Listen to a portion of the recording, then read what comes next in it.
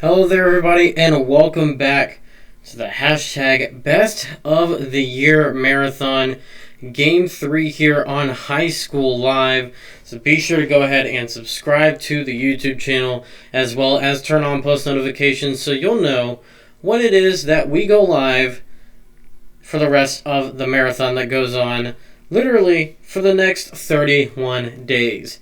Tonight we've got a matchup for you that features the Trinity Trojans and the Sachse Mustangs. It is a broadcast from early September 6th, back on the WBM network, September 6th of 2019, from the Cotton Bowl, one of the most historic venues in all of the sport of football, and especially in the Lone Star State, as a broadcast from the WBM network, an affiliate of High School Live. And so we will kick it out to the action here in just a little bit. Just to let you know, coming up here on High School Live in the next broadcast will be Alpha Omega Academy versus KOR. It'll be the women's varsity basketball matchup. The men's basketball matchup is already on the High School Live YouTube channel. The girls varsity basketball broadcast will be live streamed this upcoming Wednesday at 7 p.m. So be sure to tune in for that broadcast. We will have that one for you right here on High School Live on the YouTube channel. And of course, you can always watch any and every broadcast as well in the High School Live mobile app, free to download on all Android devices. And of course, the iPhone app is coming very, very, very soon. So, without further ado, let's take you out to the ball game where we have Trinity versus Sachse right here for you on High School Live from the WBM network, and a continuation of the hashtag Best of the Year Marathon.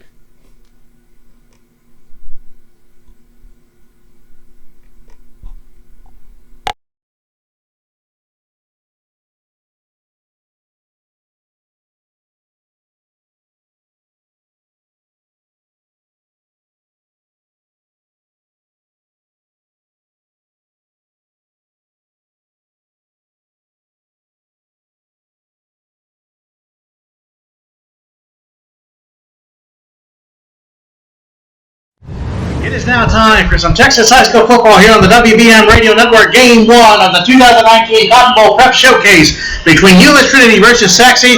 And for all the play-by-play, here is my partner. Here's Mike. Wow, thank you, Frank. I almost feel like Johnny Carson and you're Ed.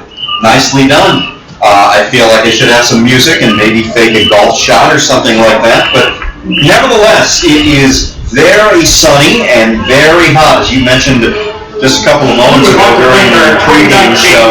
And these two teams, Cramp's is certainly going to play a big role, and conditioning obviously is going to play a big role in this one. Euless comes in with a record of 1-0.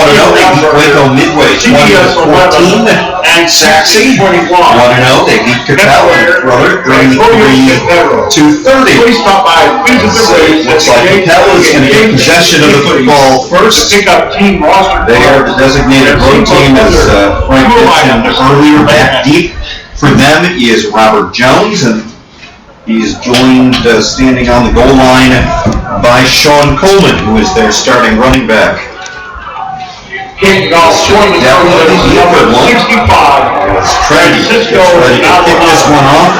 Francisco Maldonado kicking things. There's lots of great names in this game, especially Trinity's offensive line. We'll get to that in just a little bit. This one is kicked, angling into the end zone, and it goes out of bounds just prior to the end zone, and that's bad because that's a penalty against Trinity on the kick. Yeah, that usually indicates that, it looks like Sachse in this case is going to get great field position as a result of that kick. You know, you're a coach, especially special teams coach. You can wait to see that, especially in the opening kickoff. He knew what he was trying to do. He was trying to keep that one from being returned, and I appreciate the effort. about a yard. Barely missed going into the end zone, but missed it did. And we're going to see Sachse's quarterback, Harper Wells. Wells has Sean Coleman to his right. 3 receivers to the top of the field, 1 to the bottom. The snap is bobbled by Harper Wells. He's going to have to run across the 30 out to about the 34-yard line. Not a bad job by Wells, all things considered. No Harper Wells. That's the way back to the line of scrimmage.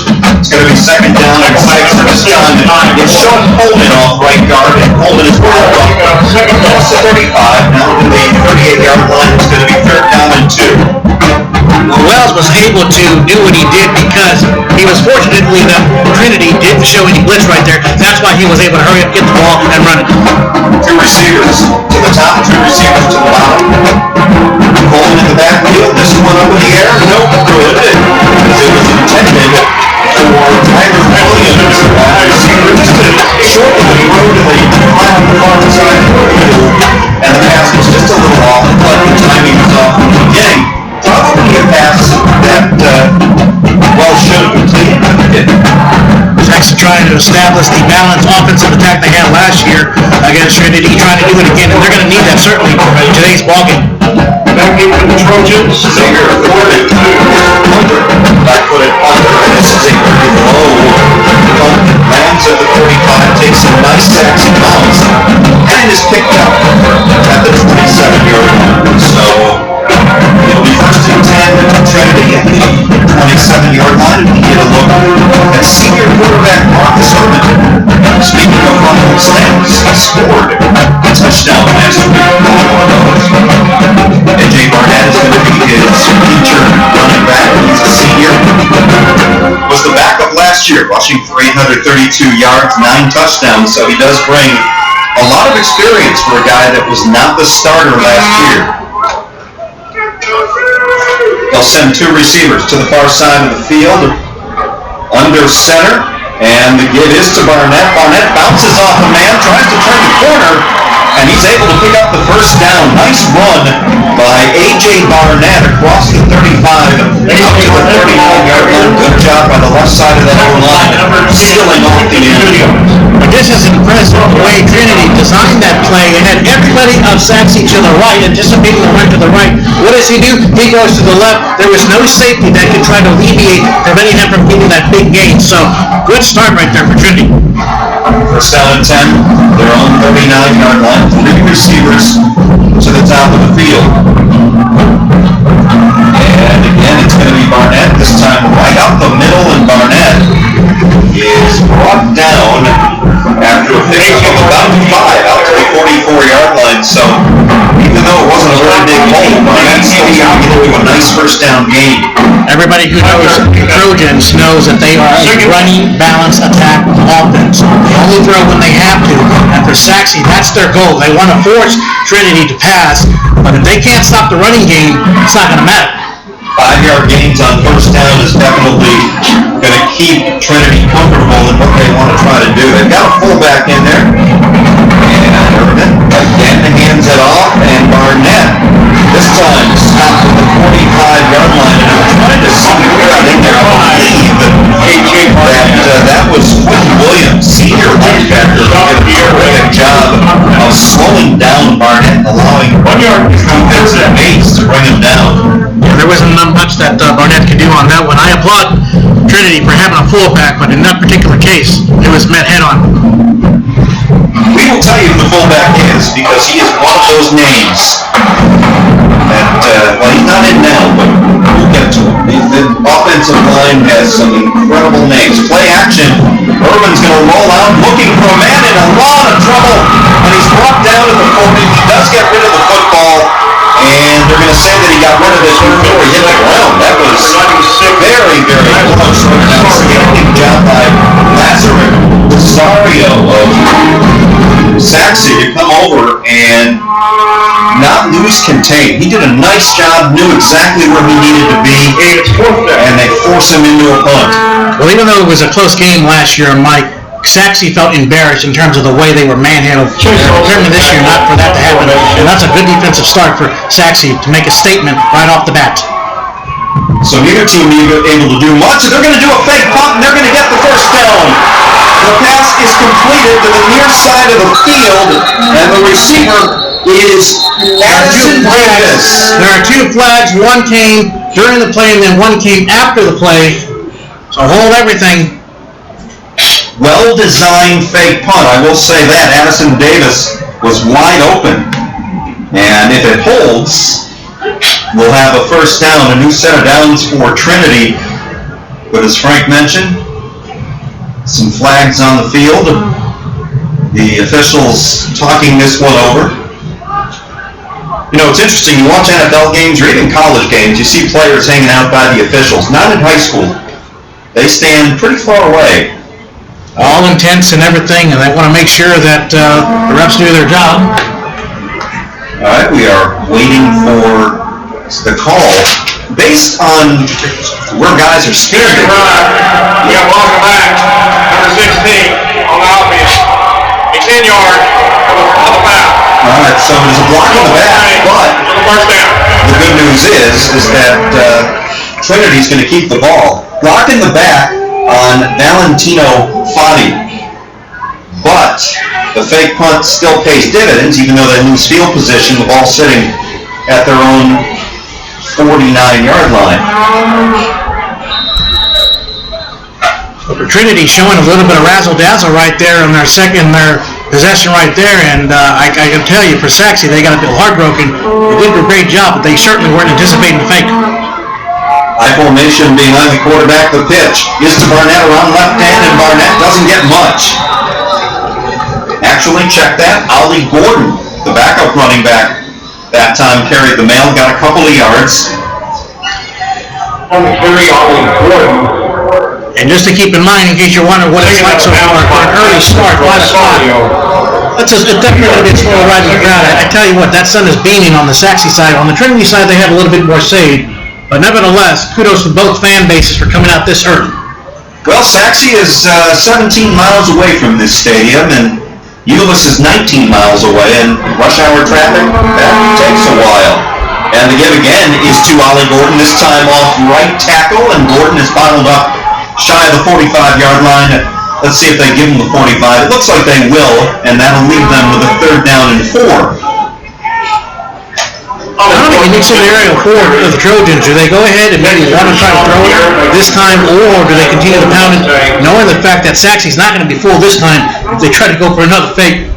Yeah, I wouldn't think so. And it looked like on one of the previous third downs, obviously, their quarterback, Marcus Urban, rolled out, tried to throw the ball, but good contain kept him from doing that. And Urban looking to throw, and he does. Incomplete, intended for Addison Davis. And that one was just out of his reach. Good coverage by that Sachse secondary. One instance you should say Davis should have came up with that one, but in another instance, because the quarterback, in this case, he's left-handed, he had to make an off-balance throw. So I wouldn't give Davis too much of give him a slap in the wrist, because he definitely did all he could to try to come up with that one. Robert Jones standing at his own 12-yard line, waiting for what we expect to be an actual punt. Good snap, and the kick is high. Fair catch called for at the 11-yard line by Jones, and yeah, it was a very difficult play. It would have been an exceptional throw had he been able to complete it. But again, it was the coverage, because, for example, one of my favorite names on Sachse, Dexter Jean-Pierre, basically angled the receiver to the point where the only way he can catch that ball is out of bounds. Jean-Pierre, yes. I remember that. Oh, yes. Two receivers to either side. Parker Wells has Sean Foreman, the running back. He's going to get a lot of work tonight. And it's Foreman right up the middle, and he has got. It is now time for some Texas high school football here on the WBM Radio Network. Game 1 of the 2019 Cotton Bowl Prep Showcase between U.S. Trinity versus Sachse. And for all the play-by-play, here is my partner. Here's Mike. Wow, thank you, Frank. I almost feel like Johnny Carson and your Ed. Nicely done. I feel like I should have some music and maybe fake a golf shot or something like that. But nevertheless, it is very sunny and very hot, as you mentioned just a couple of moments ago during our pregame show. And these two teams, cramps is certainly going to play a big role, and conditioning obviously is going to play a big role in this one. Euless comes in with a record of 1-0. They beat Waco Midway 20-14. Sachse 1-0. They beat Capella in a thriller 33-30. So looks like Capella is going to get possession of the football first. They are the designated road team, as Frank mentioned earlier. Back deep for them is Robert Jones, and he's joined standing on the goal line by Sean Coleman, who is. It is now time for some Texas high school football here on the WBM Radio Network. Game 1 of the 2019 Cotton Bowl Prep Showcase between Euless Trinity versus Sachse. And for all the play-by-play, here is my partner. Here's Mike. Wow, thank you, Frank. I almost feel like Johnny Carson and you're Ed. Nicely done. I feel like I should have some music and maybe fake a golf shot or something like that. But nevertheless, it is very sunny and very hot, as you mentioned just a couple of moments ago during our pregame show. And these two teams, cramps is certainly going to play a big role, and conditioning obviously is going to play a big role in this one. Euless comes in with a record of 1-0. They beat Waco Midway 20-14. Sachse 1-0. They beat Capella in a thriller 33-30. So looks like Capella is going to get possession of the football first. They are the designated road team, as Frank mentioned earlier. Back deep for them is Robert Jones, and he's joined standing on the goal line by Sean Coleman, who is their starting running back. This should definitely be a good one. As Trinity gets ready to kick this one off. Francisco Maldonado kicking games. That's a great game. There's lots of great games in this game, especially Trinity's offensive line. We'll get to that in just a little bit. This one is kicked, angling into the end zone, and it goes out of bounds just prior to the end zone, and that's bad because that's a penalty against Trinity on the kick. Yeah, that usually indicates that, it looks like Sachse in this case is going to get great field position as a result of that kick. And, if you're a coach, especially a special teams coach, you hate to see that, especially in the opening kickoff. Well, you knew what he was trying to do. He was trying to keep that one from being returned, and I appreciate the effort, but again, he missed it by about a yard. Barely missed going into the end zone, but missed it did. And we're going to see Sachse's quarterback, Parker Wells. Wells has Sean Coleman to his right. 3 receivers to the top of the field, 1 to the bottom. The snap is bobbled by Parker Wells. He's going to have to run across the 30 out to about the 34-yard line. Not a bad job by Wells, all things considered. No panic or hurry up offense. They're going back to the line of scrimmage. It's going to be second down and 6 this time. It's Sean Coleman off right guard, and Coleman is bottled up. Across the 35, down to the 38-yard line. It's going to be third down and 2. Well, Wells was able to do what he did because he was fortunately that Trinity didn't show any blitz right there. That's why he was able to hurry up, get the ball, and run it. 2 receivers to the top, 2 receivers to the bottom. Coleman in the backfield. This one up in the air, no good, because it was intended for Tyler Williams, the wide receiver, just to shorten the throw to the flat on the far side of the field, and the pass was just a little off. It looked like the timing was off in the beginning. Probably a pass that Wells should have completed, but he didn't. He's actually trying to establish the balanced offensive attack they had last year against Trinity, trying to do it again, and they're going to need that certainly in today's ballgame. Backing for the Trojans. Xavier Fleming is punter, left-footed punter, and this is a very low punt that lands at the 35, takes a nice Sachse bounce, and is picked up at the 27-yard line. So it'll be first and 10 Trinity at the 27-yard line, and we get a look at senior quarterback Marcus Urban. Speaking of fumbled snaps, he scored a touchdown last week on one of those. AJ Barnett is going to be his featured running back. He's a senior. Was the backup last year, rushing for 832 yards, 9 touchdowns, so he does bring a lot of experience for a guy that was not the starter last year.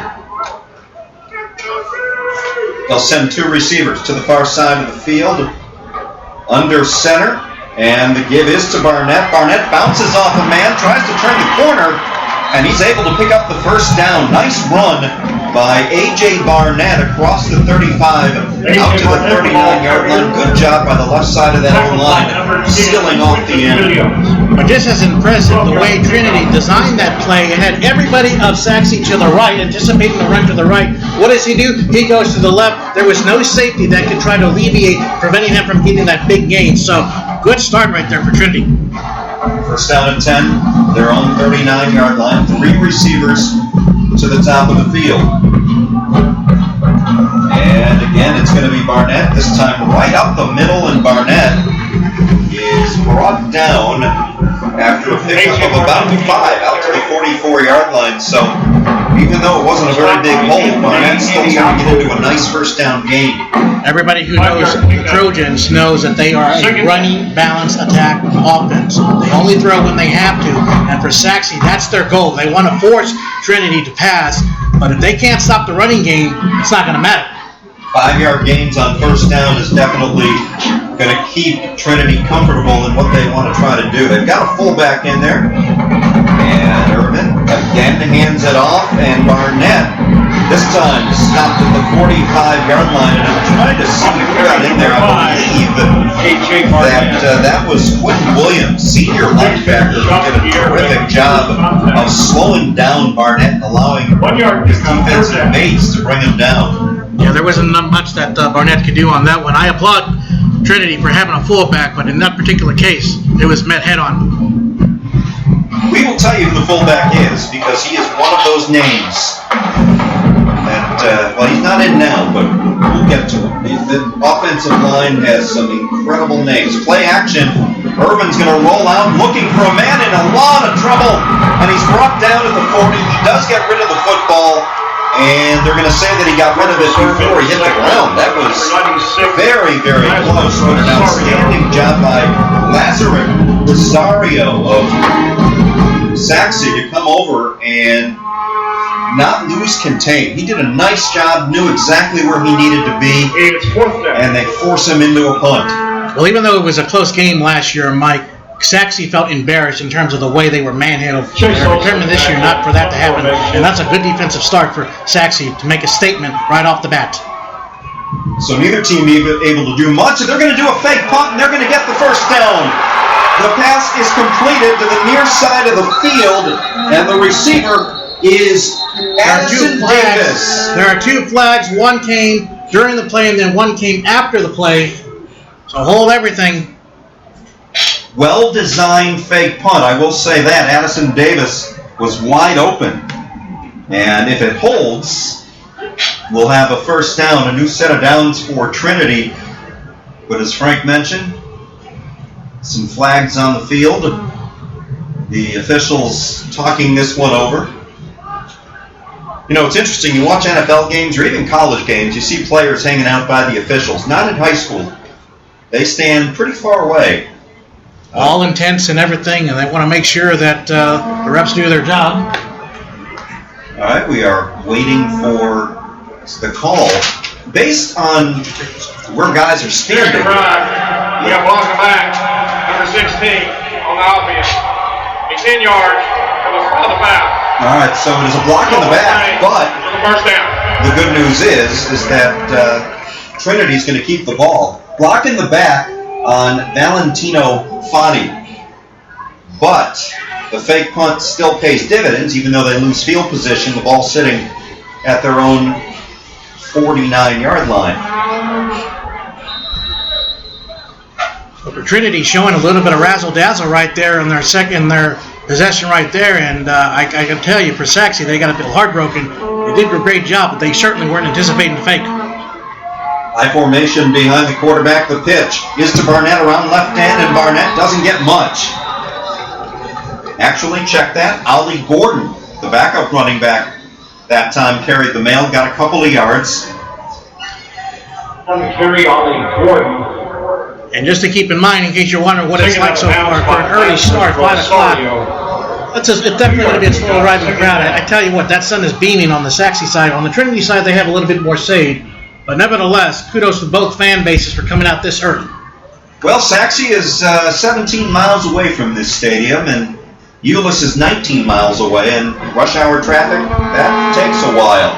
And the give again is to Ollie Gordon, this time off right tackle, and Gordon is bottled up shy of the 45-yard line. Let's see if they give him the 45. It looks like they will, and that'll leave them with a 3rd down and 4. Kind of a unique scenario for the Trojans. Do they go ahead and maybe want to try to throw it this time, or do they continue to pound it, knowing the fact that Sachse's not going to be full this time if they try to go for another fake?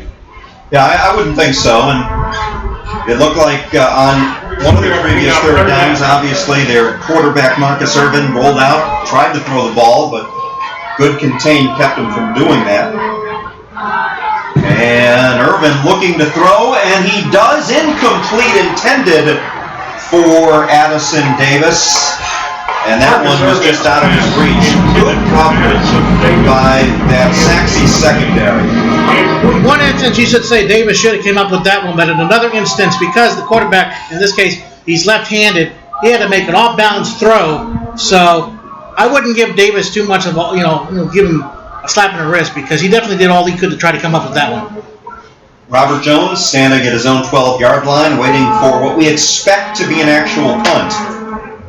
Good snap, and the kick is high.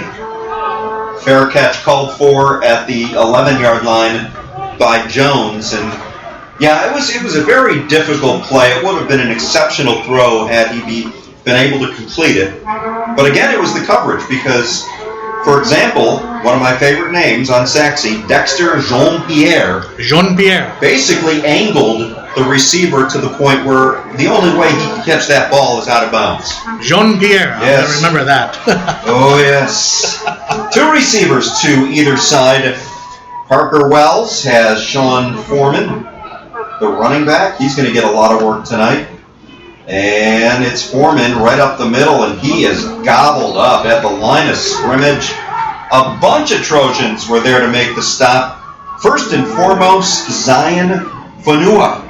One of the many Samoans on this Trinity football team. They have had over the years. They've had a lot of good productive players.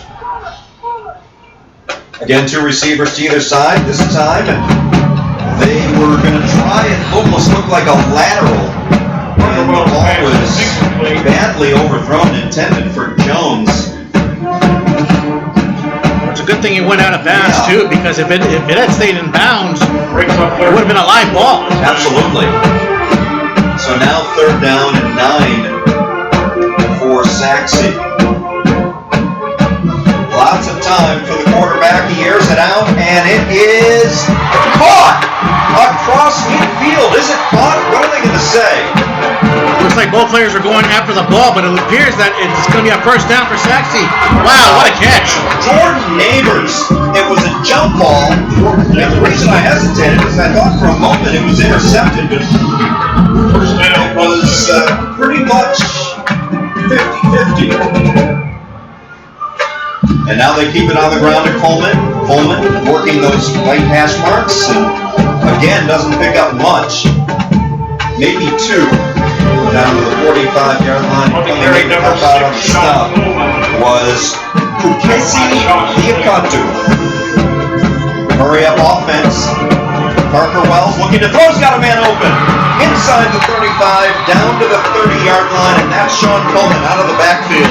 And I tell you what, if Wells had thrown that pass just a second or 2 faster, Coleman might have been able to take it the distance. And a little hesitation prevented him from going all the way, because that would have been a big play. 15-yard pickup on We have an injured Trinity Trojan on the field. It's Isaiah Smith. We're going to take a short break and come back with more. No score between Trinity and Sachse. Well, the good news is Isaiah Smith walked off under his own power. Looks to be just fine. Good drive being put together right here by Sachse, and a couple of real good throws by Parker Wells. He's got his running back, Sean Coleman, standing to his immediate left. Wells takes the snap, and he's going to give it off to Jordan Neighbors, who is coming with the sweep from the near side, and Neighbors taken down after a pickup of 2. And that time it was a good job by John Sheed, one of the defensive backs for Trinity, to sniff that out. Neighbors trying to go the other way, but Trinity read that one beautifully. So now 2nd down and 8. 2 receivers again to either side. And this time they hand the ball off to Keelan Cooper. And Cooper may have gotten a couple of yards, may have gotten the 25-yard line. Cooper is their backup running back. 7 carries, 56 yards last year. The reason why Sachse has done so well the last several years, they have a lot of depth, and it can constantly rotate. They're certainly going to need it this afternoon. 3rd down and 5. And this time it's Sean Coleman working his way forward. He's going to be a yard shy of the 1st down, 21-yard line. Coleman doing a pretty good job of making something out of nothing. They're definitely going to go for it. And let's see if they do it on the ground. They do. Coleman puts his head down, gets the 1st down across the 20 to the 18-yard line. And in spite of the hot weather, Mike, there is somewhat of a breeze, and I wonder that the flags on each goalpost, they are blowing towards the southwest, so I wonder if that played a factor. Possibly. Wells wanted to throw. He goes down to the 21-yard line. He never had a chance on that play. Coming in to help out with the stop was Tonga Lolahea. You can't beat that. Wells drops back again. This time he's got time. He dumps it off. And being taken down at the 20-yard line is Sean Coleman. So again, Trinity's defense showing some speed. Covering up the receivers and forcing Parker Wells to check down. Not what he wants to do on 2nd down and long. Got a whistle. I think they just needed to mark the ball a little bit better. I think it was crooked. 3rd down and long. Wells takes the snap. He's got time. Drills it toward the near sideline. Incomplete. It was overthrown. The pass intended for Tristan Turner. And right there on the spot, a couple of Trojans, most notably Xavier Provost. I'm sorry, check that. It was Siosipa Yoda. Well, I tell you what, in any event, Wells didn't have much of a throw on that one because the pressure, the interior line of Trinity really put a lot of pressure on Wells.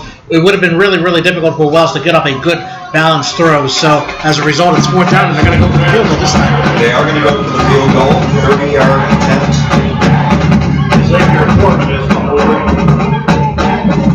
And the kick is up. And the kick is good. So the field goal made by Addison Perez, Sachse's kicker. And it is 3-0 in favor of the Mustangs. Impressive kick, because I saw the Euless Trinity kicker kicking on that side, the north side, and he was having some issues. There's a wind that kind of took that ball during pregame show, but a great job by their kicker to put him on the board. It's 3-0. Yeah, but where we're at from our booth is we can definitely feel the breeze. It's coming in from the east, so no question about it that for Sachse to have an early advantage and have a good kicker, you always want to have a good kicker. And certainly for the Trojans, if it comes down to a kicking game, it can get real dicey. That said, you got to give credit to Trinity's defense as they tightened up inside the red zone and forced Sachse to try the field goal. They made the field goal. Back deep for those Trojans. You've got Ollie Gordon. Trying to see, we're pretty up high right now, but trying to see who the other gentleman is. I believe it's John Sheed. Ollie Gordon and John Sheed. Getting ready to restart this football game is Addison Perez. 3-0 Sachse. They take the early lead. And the kick is going to be taken by Shed at the 15. 20, 25, angles toward the near sideline, across the 30 out to the 32-yard line. Not a bad return by John Shed. I think I had said Sheed or Shed. Since he returned that ball well, I wanted to give him the credit that he deserves, and that happens by pronouncing his last name right. It's amazing that the one name that I pronounced wrong so far was one syllable. Well, you can't always, be 100% as much as you try, but nevertheless, good field position at the 32-yard line. And for Trinity, certainly right now, they're definitely going to want to continue to do what they're doing. They're going to have to balance it up a little bit. Waiting for the snap. It is Urban. And Urban hands it off to Barnett around the left side. Barnett across the 35. And he heads out of bounds. Second right over the ball carrier. Let's see what they got at the first 9-yard line. That was Zachariah Moore. And I'll tell you a little bit about him in a moment. He was a hero last week. But Moore picks up 7 with the carry. And it's going to be second down and 3. What a difference a year makes. A year ago at this time we were playing this game, we were drenched in rain. Into that minute. Flat formation behind the quarterback, and the give again is to Moore. This time tries to bounce it out to the right.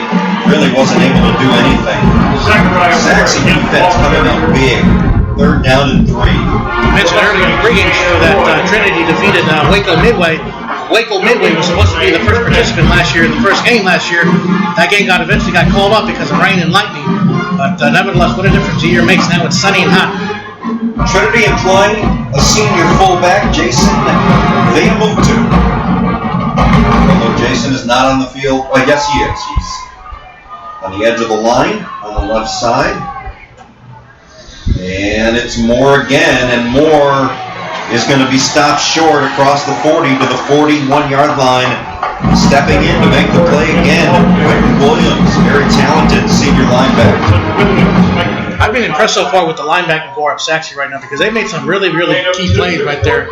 And they're making things very difficult for Trinity in the early going to this game to get the first downs that they are so accustomed to getting. Trinity is going to go, well, it looked like they were going to go for it on 4th down and 1 at the very last moment. They send their punt team on the field for what we believe will be a punt. We say that because if you're just joining us, the first time they lined up to punt, it was a fake punt. It was a successful one, except for a penalty. But they kept possession only to be forced to punt again. Chase Olson is the punter. Nobody back deep. And this one is going to bounce inside the 25. It takes a fantastic, Trinity roll and is going to be down to the 4-yard line. What a punt.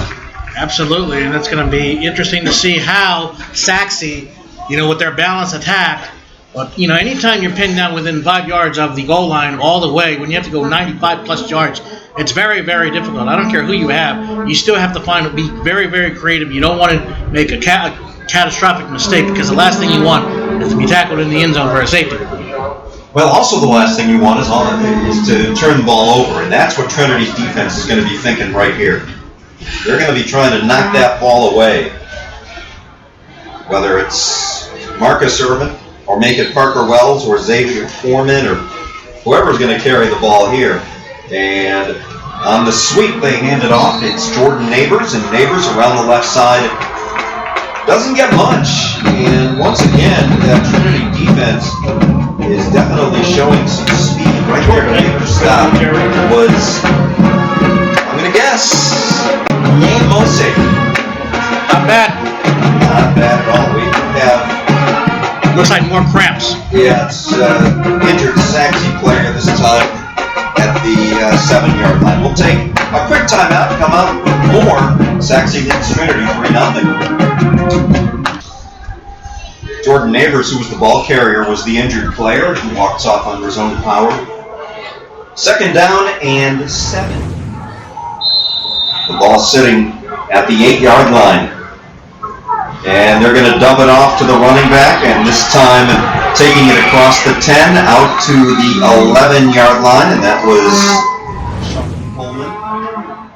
We mentioned his name quite a bit already, and definitely for Coleman, he definitely wants to get some breathing room. That way it makes it a little bit more of a manageable 3rd down. They're already up at the line. 3rd down and 2 is looking to his left. He fires, tipped, incomplete. That was dangerous. It was tipped by one of the Trinity Trojans, and I believe it was L.D. Martin who got a hand on that. That ball almost picked off, but Martin able to deflect it, forcing it to go over the head of the receiver and the other defensive back, and it's 4th down. And now this is going to be a a tense situation for Sachse and their punter. Unless he gets off a really, really good high punt, Trojans expect to have some pretty good field position. Xavier Foreman standing in his end zone and a flag down, and it looks like he's going to have to go a little deeper into his own end zone. Small start, offense, number 26. 5 yard, kick fourth down. Back deep for Trinity, and I say deep with question mark because it's not very deep, standing at the 36-yard line. And that is Michael Tossinga. Good snap, punt is off, very high and very short. And it is going to bounce at the 14-yard line. It takes a Sachse bounce, but not much. Yeah, and it's down at the 18. I guess you could say Trinity has a short field. A very short field. So, yes. I mean, that's an unbelievable scenario for Trinity and a terrible situation for Sachse. Now, Sachse defense, they've done good so far, but now they're really going to have to step up their game. I don't want to put the kid on the spot like that, but it did look a little bit like he kicked a brick. Well, it also depends on the snap and, the angle and everything. And I wonder if the wind played at all a factor. I don't know. But what we do know is it's first down and 10 at the 18-yard line for Trinity. And they run the reverse. It is Ollie Gordon, and Gordon's going to score. 5 into the end zone. Ollie Gordon taking the reverse from Zachariah Moore. And an easy touchdown for Trinity. Once they got the lead blocked with their left tackle, he was lost. There was nobody in Sachse's area that could come close to bringing him down. Very well-designed play, and it's 6-3 Trojans. Boy, that has to be such a wonderful feeling with a ball carrier. All you see in front of you is grass. Maldonado attempting the extra point. It is up and it is good. And so just one play is all it took for Trinity to take the lead after the poor punt by Sachse. 7-3, Trojans in front. Set to kick off for the Trojans. Francisco Maldonado is going to kick it off for Trinity. Robert Jones is back deep. Matthew Carter and Robert Jones back deep. Matthew Carter also back deep for Sachse. Kickoff is a good one. This time it stays in bounds, and it's fielded by Jones at the 10. Jones makes the reverse. He's got lots of open field to the far side. Jones angled out of bounds and hit pretty hard right along the sideline at the 35-yard line. Robert Jones. It's interesting because it was a good return. I thought for a while it was going to be a great return. And while Trinity special teams were fooled initially as he faked the reverse, they actually adjusted fairly well. That's what you can do when you have speed, and that's exactly what the Trojans were able to do, because that was a fine return by Sachse. It could have been a lot more had they not been able to adjust as quickly. Parker Wells waiting for the snap.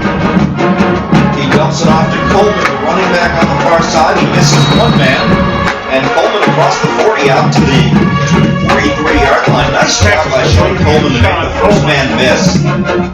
Indeed, a fine play by Coleman, but what Wells do, you got to be able to air it out. He did it earlier in the game. He's going to have to throw down the field, because if you cramp too much, you're going to have 8, 9 men in the box. And it's going to be a keeper for Wells, and Wells is met by Satakai Wolfram. I'm not making that up. Wolfram. Yes, Satakai Wolfram. But he does pick up 4, so it's third down and 1. And they keep it on the ground. Coleman, I'm not sure if he got there. I don't think he did. He's not even close. An inch. I don't think Coleman picked up an inch on that carry. Now less than a minute to go, and interesting decision. Right now, it appears that they're going to go for it. Wow. And they are. Boy, this is big. And now a timeout called, and let's see who called it. And it looks like Trinity actually called the timeout. So Sachse is going to go for it looks like, on 4th down and a yard. Now, as we've talked about, they've got a fine running back in Sean Coleman.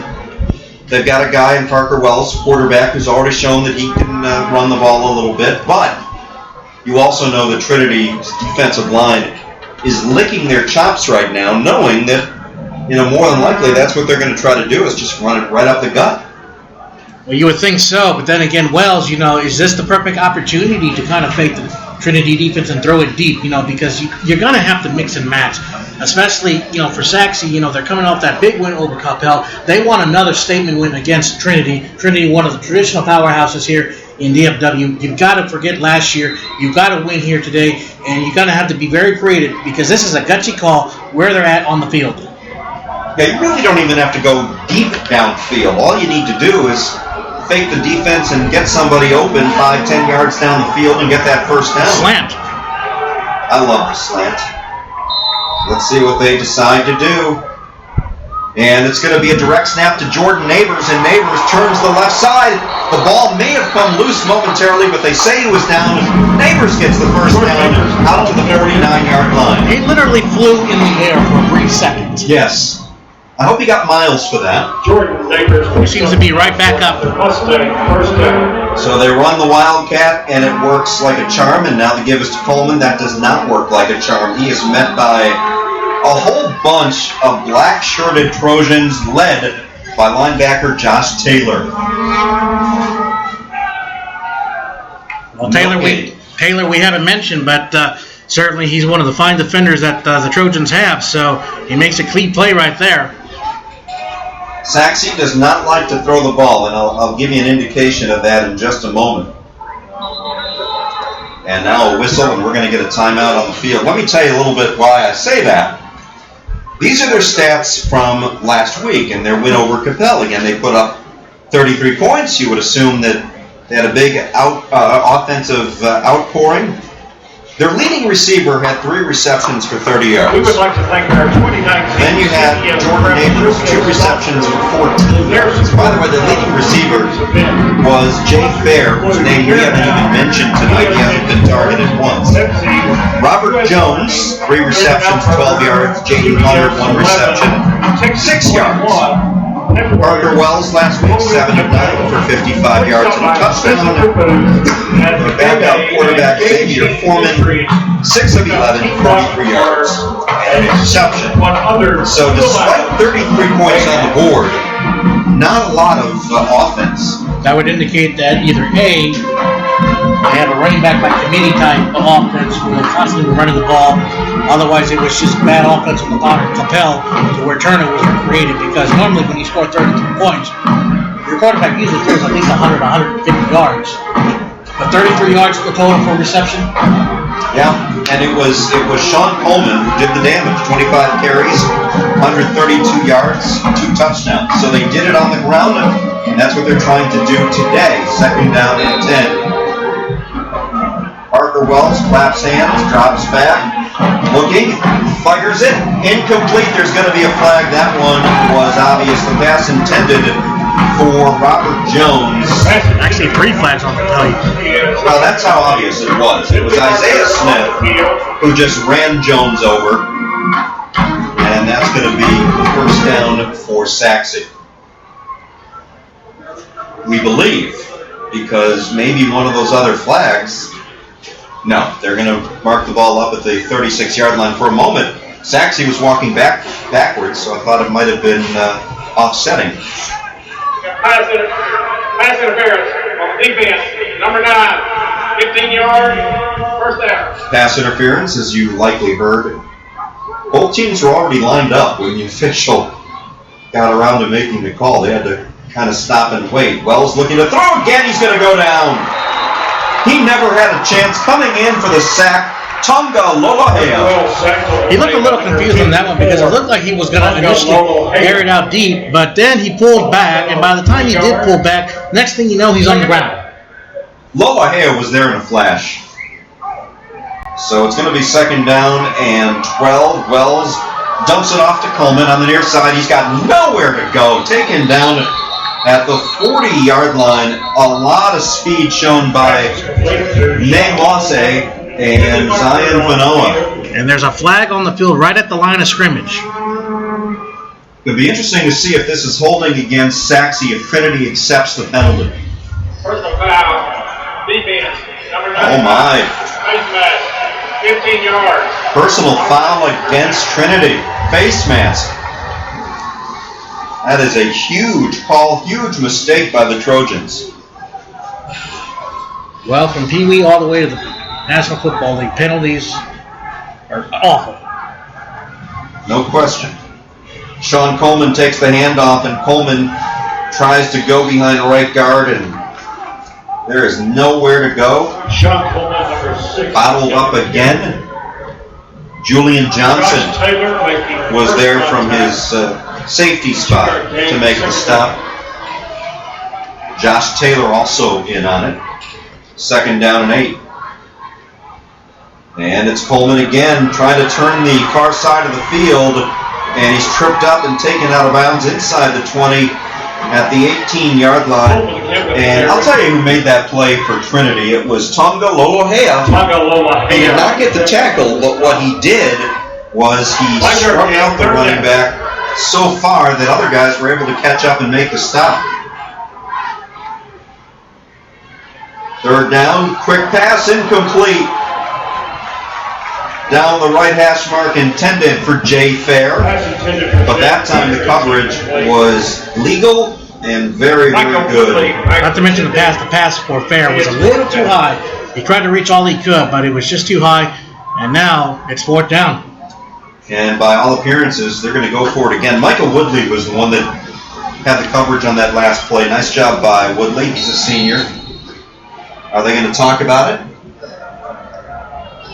10:24 left to play here in the first half. 7-3. Trinity has the lead, and they're going to discuss it. We're going to take a short break. We'll come back with a big 4th down in a moment. Trinity 7, Sachse 3. 4th down and a long 2 for Parker Wells and Sachse as they try to keep this drive alive. Coleman to the right of Parker Wells. 2 receivers split to either side. And it's going to be a false start against the Mustangs. And well, you know what? I hate to interrupt you, but if Wells had gotten that play off Trinity, had a player that was trying to hurry up and get out of bounds before the play, because if Wells had gotten that play off, it would have been against Trinity. Instead, false start. Number 21, 5 yards. Robert Jones, the one that jumped. So let's see if this changes their thinking. It doesn't look like it's going to. It's going to be 4th down and 7 now. Big difference in those 5 yards, and they are going to go for it.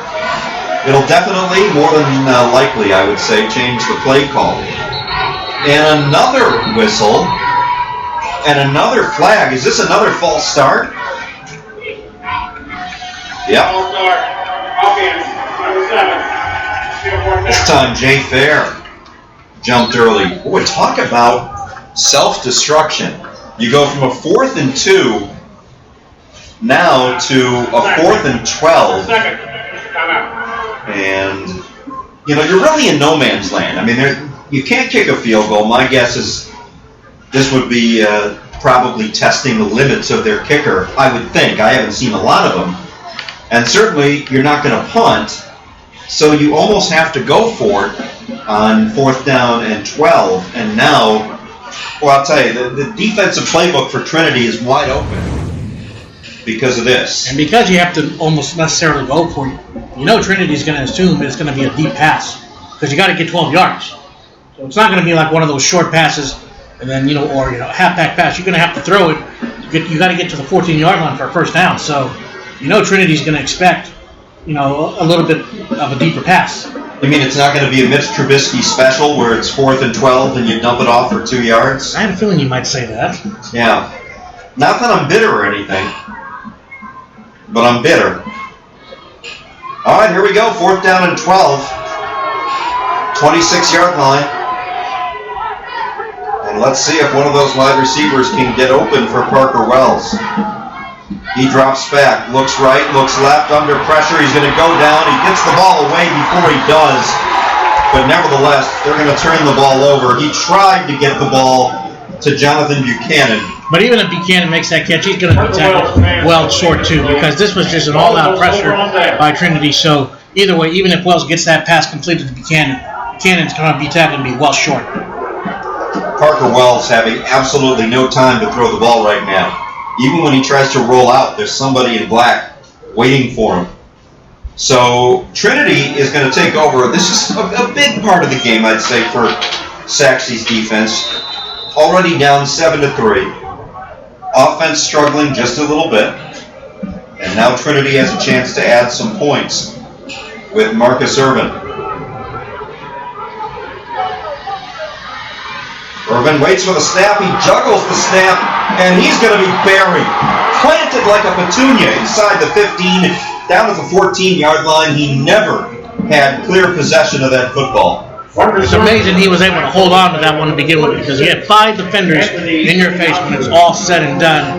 And for Trinity, what seemed like a promising start offensively in this series, now Sachse really stepped up their game on that play. Another one of the great names in this game, Anthony Eniahu, was there too. Eniahu. Yes. Eniahu. It's a woo, not a boo. Okay. Second down and a whole bunch. I made you laugh. That's always good. It's not hard to do.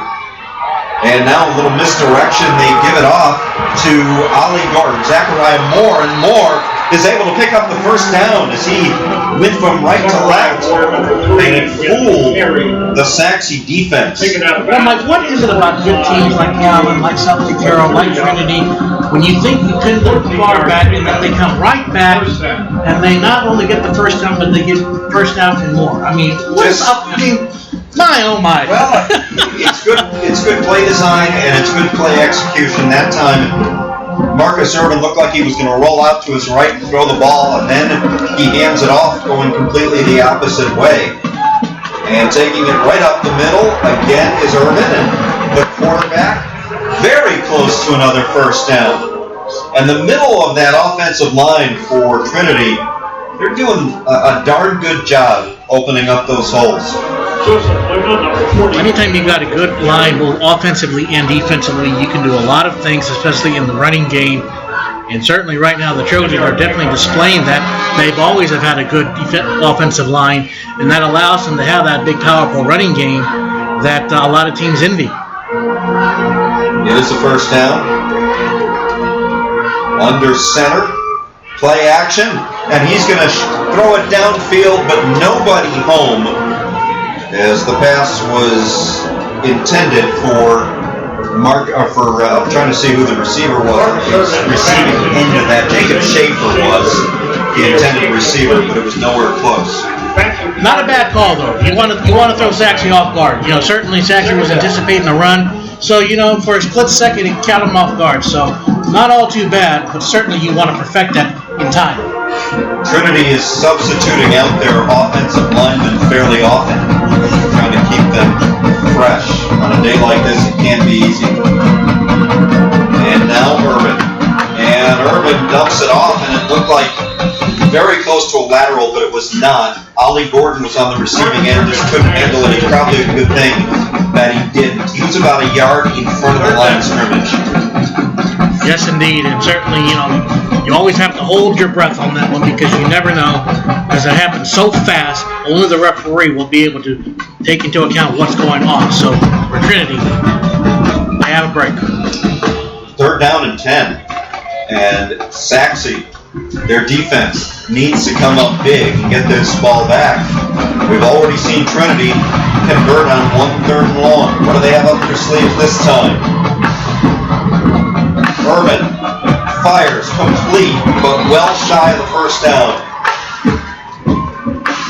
And the pass was completed to Brock Pacheco, but he only gets 5 of those 10, and they're going to put the ball away. Well, a fine job that time by Sachse, and certainly they dodged the bullet right there. Now they're going to have to do something, maybe special team, because they're going to be pinned within 20 yards. And certainly that's not easy, especially when you have the depth of the Trojans, where they can rotate and blitz at any given time. And this one's going to be punted away by Chase Olson. Fair catch called for by Robert Jones. At the 19, he drops it. He muffed the punt. I think he got back on top of it, and it appears that he did. That was almost a disaster, but Jones able to get back on top of it. 19-yard line is the line of scrimmage, and a pretty good punt by Olson. That's never easy being a punt return. No, it isn't. Not that I would know. I've never been one. Devin Hester was the exception, but I mean, and even he fumbled quite a bit. Yes, he did. They all do. They all do, my friend. Not optimal field position for Sachse back at their own 19-yard line. Running backs to either side now of the quarterback. And this time the give is to Keelan Cooper. Cooper tries to turn the right side.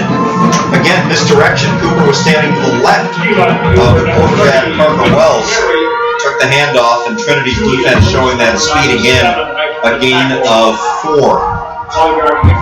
Make it 5, second down and 5. So Cooper and Coleman now in the backfield. And it's Cooper again right up the middle. And he's taken down across the 25, about a yard shy of the first down. And check that, it was Brian McCoy. This is a critical third down, though. Right here, third and short. This is where the Trojans are at their best. And it's a direct snap once again, and keeping it, picking up the first down across the 35 is Jordan Neighbors. They ran the Wildcat, and Neighbors gets the first down. He just bulldozed his way. He didn't bring the drop down to about the 39-yard line. So I like those kind of running backs. You don't see that often in today's passing attack. They're going to go with the same look. Neighbors again out of the Wildcat, and Neighbors hands it off. And trying to turn the corner with absolutely no success was Brian Okoye, but we are going to have, I believe, a face mask. Flag down. And it looks like it very well might be another personal foul against Trinity. This would be their second. It would be, and it looks, yes, they are going to be moving up the chain, so another 15-yard penalty. So Trinity gives Sachse another gift. Big 15-yard penalty, ball all the way down to the 45-yard line on Trinity's side of the field. Question is, can Sachse take advantage of it? Sean Coleman checks into the game. Keelan Cooper is the other running back, and they're going to stay with this same formation with Jordan Neighbors.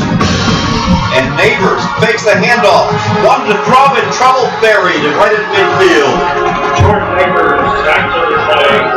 He is sacked by Talanoa Latui.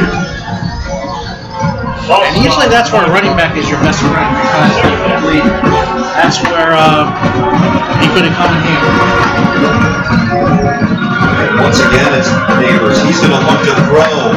Dumps it off short. That was as dangerous a throw as you're ever going to see. It was caught by Coleman. That was a jump ball. That could have been intercepted. He just floated that ball. I'm wondering what's going on with Parker Wells, because Jordan Neighbors, who is listed as a quarterback aside from a wide receiver, Neighbors is in here for this entire offensive possession. And a whistle. I don't see a flag, so I think it's a timeout. Trinity calls a timeout, as will we. 7-3, Trojans in front of Sachse.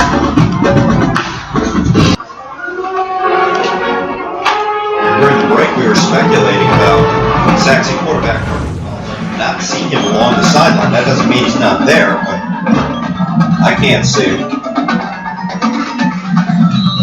Sachse has a long field in front of them. Neighbors bobble the Snellman. He is just gobbled up at the 41-yard line. He never had a prayer.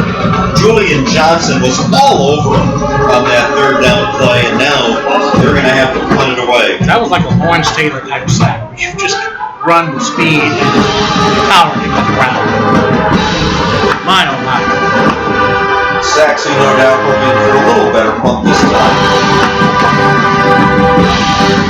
And it's a much lower punt and a much more effective punt. It bounces at the 20, takes a decent roll, and is scooped up at the 12-yard line. So that time, redemption for their punter, as he did a much better job of setting Sachse defense up in a pretty good spot. Trinity now with a very long field.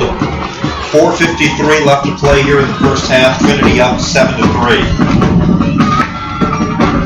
And for Sachse, once again, they're going to have to step up their D. They've done a good job up to this point, and certainly Trinity have a long way to go, but still, this is where Trinity is at their best. This is where they like to have a long field, where they can run and pound the ball and wear out their opponent's defense, in this case Sachse. Sachse is going to have to be ready for the challenge. I think I've just seen the biggest offensive lineman I've ever seen. We'll get to that in a moment. The give is off the left side and very close to a first down. And that was A.J. Barnett. And they moved the sticks. Nothing fancy, just right behind his tackle. So it's first down and 10. The clock not a factor. They can run their entire offense with 4.5 minutes left to play in the half. First down, 10 yards to go. Barnett standing just to the immediate left of Marcus Irvin. And Irvin's going to keep it. Fake the handoff. Irvin still moving the legs. And he gets another first down just shy of the 35-yard line. It looks like they're going to officially mark him. Now they're going to mark him at the 35-yard line. It looks like at the 34-yard line. Definitely now at the 35. Joseph Luna checks into the game as a fullback. Marcus Irvin showing some strength right there. He dragged a couple of guys with him. So first down and 10, 35-yard line. Trinity breaks their huddle. And once again, it's Barnett, and Barnett has room off the right side. Barnett turns the corner. Barnett across the 40, and he's shouldered down at the 32-yard line. And he did the smart thing. He stayed in bounds.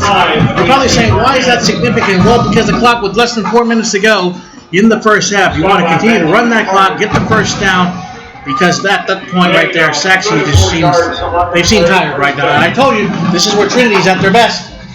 Matthew Carter probably saved a touchdown. He was the one that put that shoulder into Barnett, but another well-designed play by the Trojans, and they're in business. 31-yard line, Sachse side of the field. Irvin waits for the snap.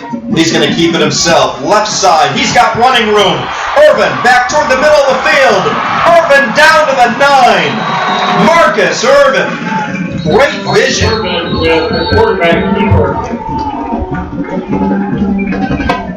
And I think we've got a Sachse player down, and we do. It is Quentin Williams, their talented linebacker, as he's lying on his side at the 15-yard line.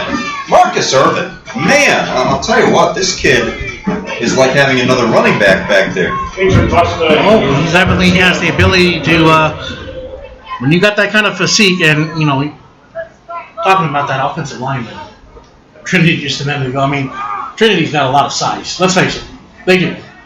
They're constantly rotating, but they have size. And when you have that kind of size, you can do a lot. I think this young man may take the cake. He's Apollo Tuatai, and he's a sophomore, so he could actually grow, and he's a big kid. And we see on both sides, we see that the bands are getting ready for their halftime show. Look at that large band by Trojans on the left. And during halftime, Frank will take you through it.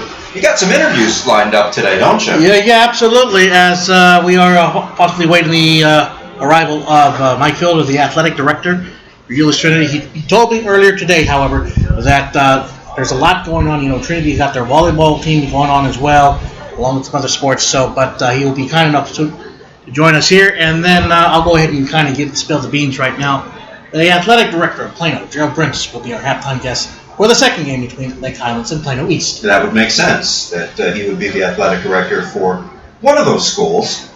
I don't think this is, I'm not sure if this is a cramp. It's hard to tell. As he's getting up, Quentin Williams, but he's not putting a lot of weight on that left foot, left leg. Also, just want to point out, too, you're starting to see a little bit more of a shadow on the field. It's not as sunny, using a baseball sense. You're starting to see a little bit more of a shadow. So I think for the players, being on that hot turf, that's a welcome relief. Oh, there's no question about it. Well, Trinity is in business in a big way now. They're at the 9-yard line, and some terrific running by both A.J. Barnett and Marcus Irvin.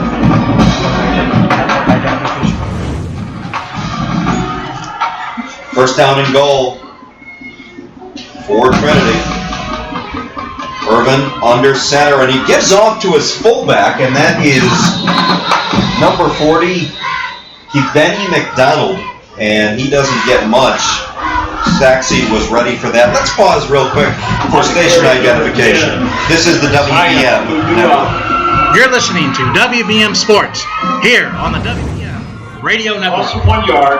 Loss of 1 on the carry by McDonald, so it's second down and goal from just outside the 9-yard line.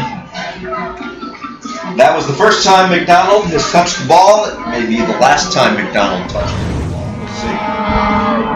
In at fullback right now is Joseph Luna. Irvin gives to Barnett. Barnett inside the 5. Touchdown, A.J. Barnett. Not very many white-shirted Sachse Mustangs anywhere close to Barnett. And man, I got to give that left side of the Trinity offensive line a lot of credit. They did a great job. Well, there was absolutely nobody in the trenches for Sachse right there. Trinity just took control of it, offensive line, and that's why they're up 13-3 pending the extra point. Lusu trying the extra point, and his kick is up, and it is good.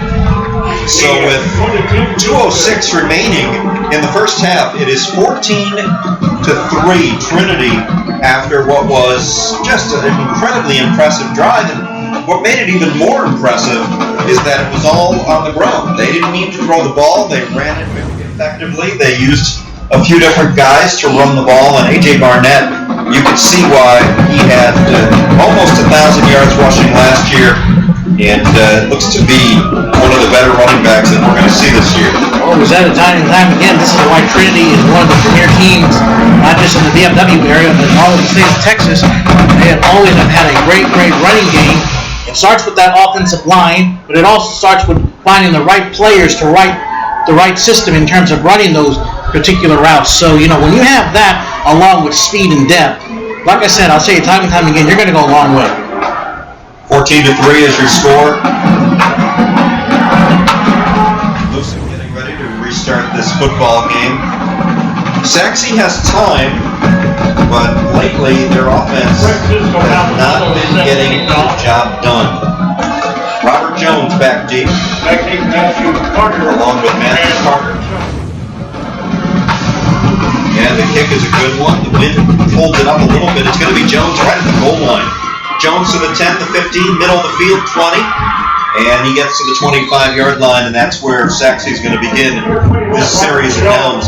It's really hard to gauge the wind up here. It feels good. We kind of saw the momentum of that ball just stop. It looked like it was going to go into the end zone for a touchback, but it just kind of died at the 10, and Jones was able to catch it right at the goal line.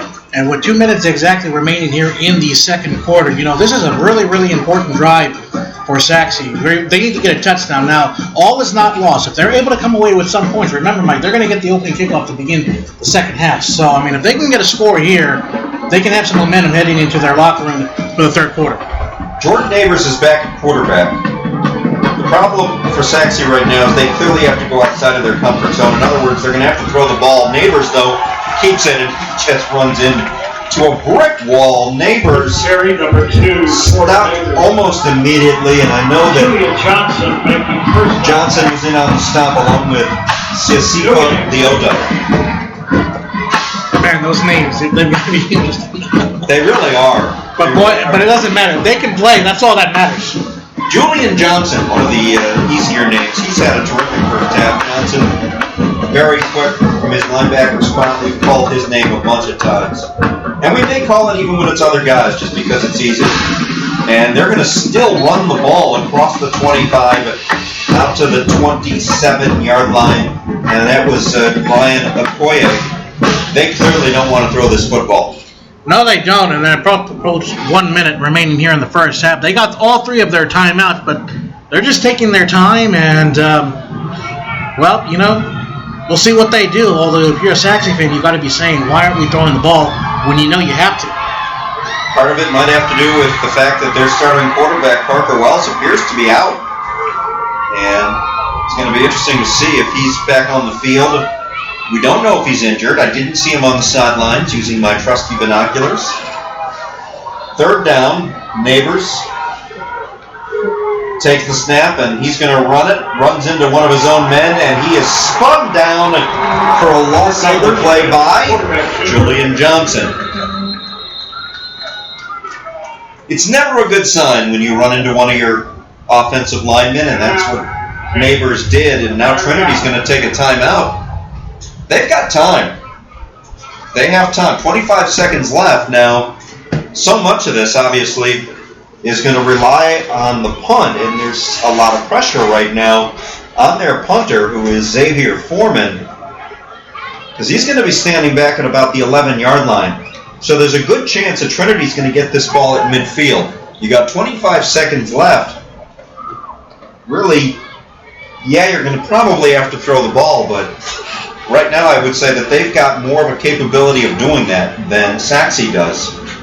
Well, when you're up by 11 points, you can afford that little bit of a luxury. Unlike Sachse, which is down by 11, you can't. But yes, they will have a little bit of time to do something and try to get some more points.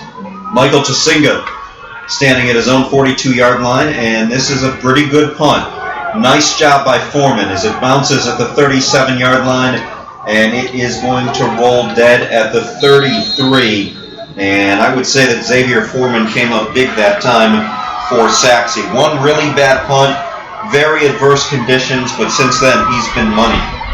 13 seconds remains on the clock, so for Trinity, this is a play that, well, they can, quite frankly, they can get creative. Remember, first or second half cannot end on a defensive penalty, so if they want to air it out, if the penalty is called against the defense, they'll get an extra play.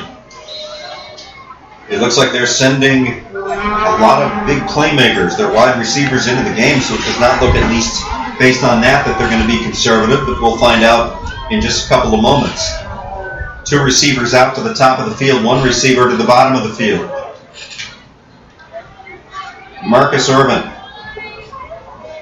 waiting for the snap. He takes it. Irvin's going to take it himself right up the middle, and Irvin is dragged down across the 35 out to the 37-yard line, and that will likely do it for the first half as the final second ticks off the clock.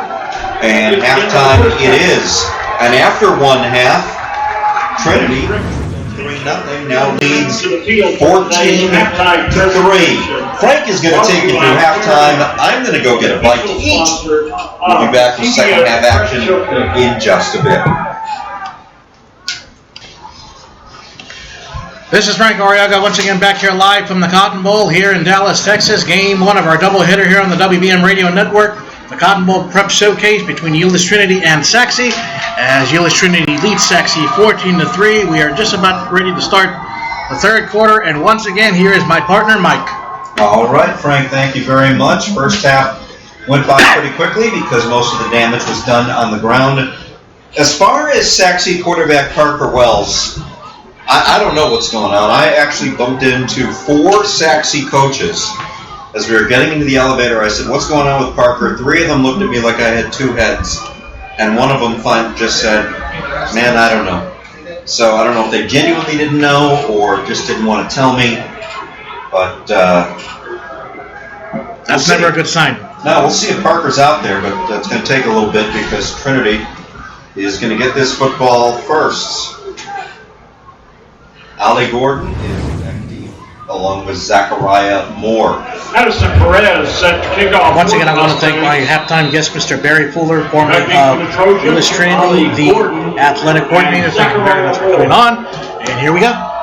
Addison Perez with the kickoff, and this one is short by design. It's fielded at the 20-yard line by Valentino Fani, and Valentino Fani brings it out across the 30, out to the 34-yard line before he's taken down. So pretty good field position once again for Trinity, and this is where Sachse's defense must make a stand. You fall behind 21-3, this game's probably over.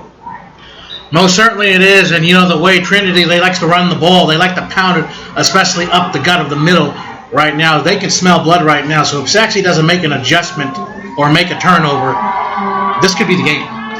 Marcus Irvin is back behind center for Trinity. He was very impressive with his legs in that second touchdown drive, and he's going to get this started by handing off to his running back, Zachariah Moore, and Moore picks up a first down. Picking up where they left off, 11-yard gain out to the 45. Doesn't get much better than that for Trinity right now. They definitely are in cruise control. And also, while we were away from halftime, you notice most of the field now is covered, so that's at least one side of relief for the players, not in that blazing sun. Very true. First down. One of the things that I've been impressed with Trinity is how they use their running backs.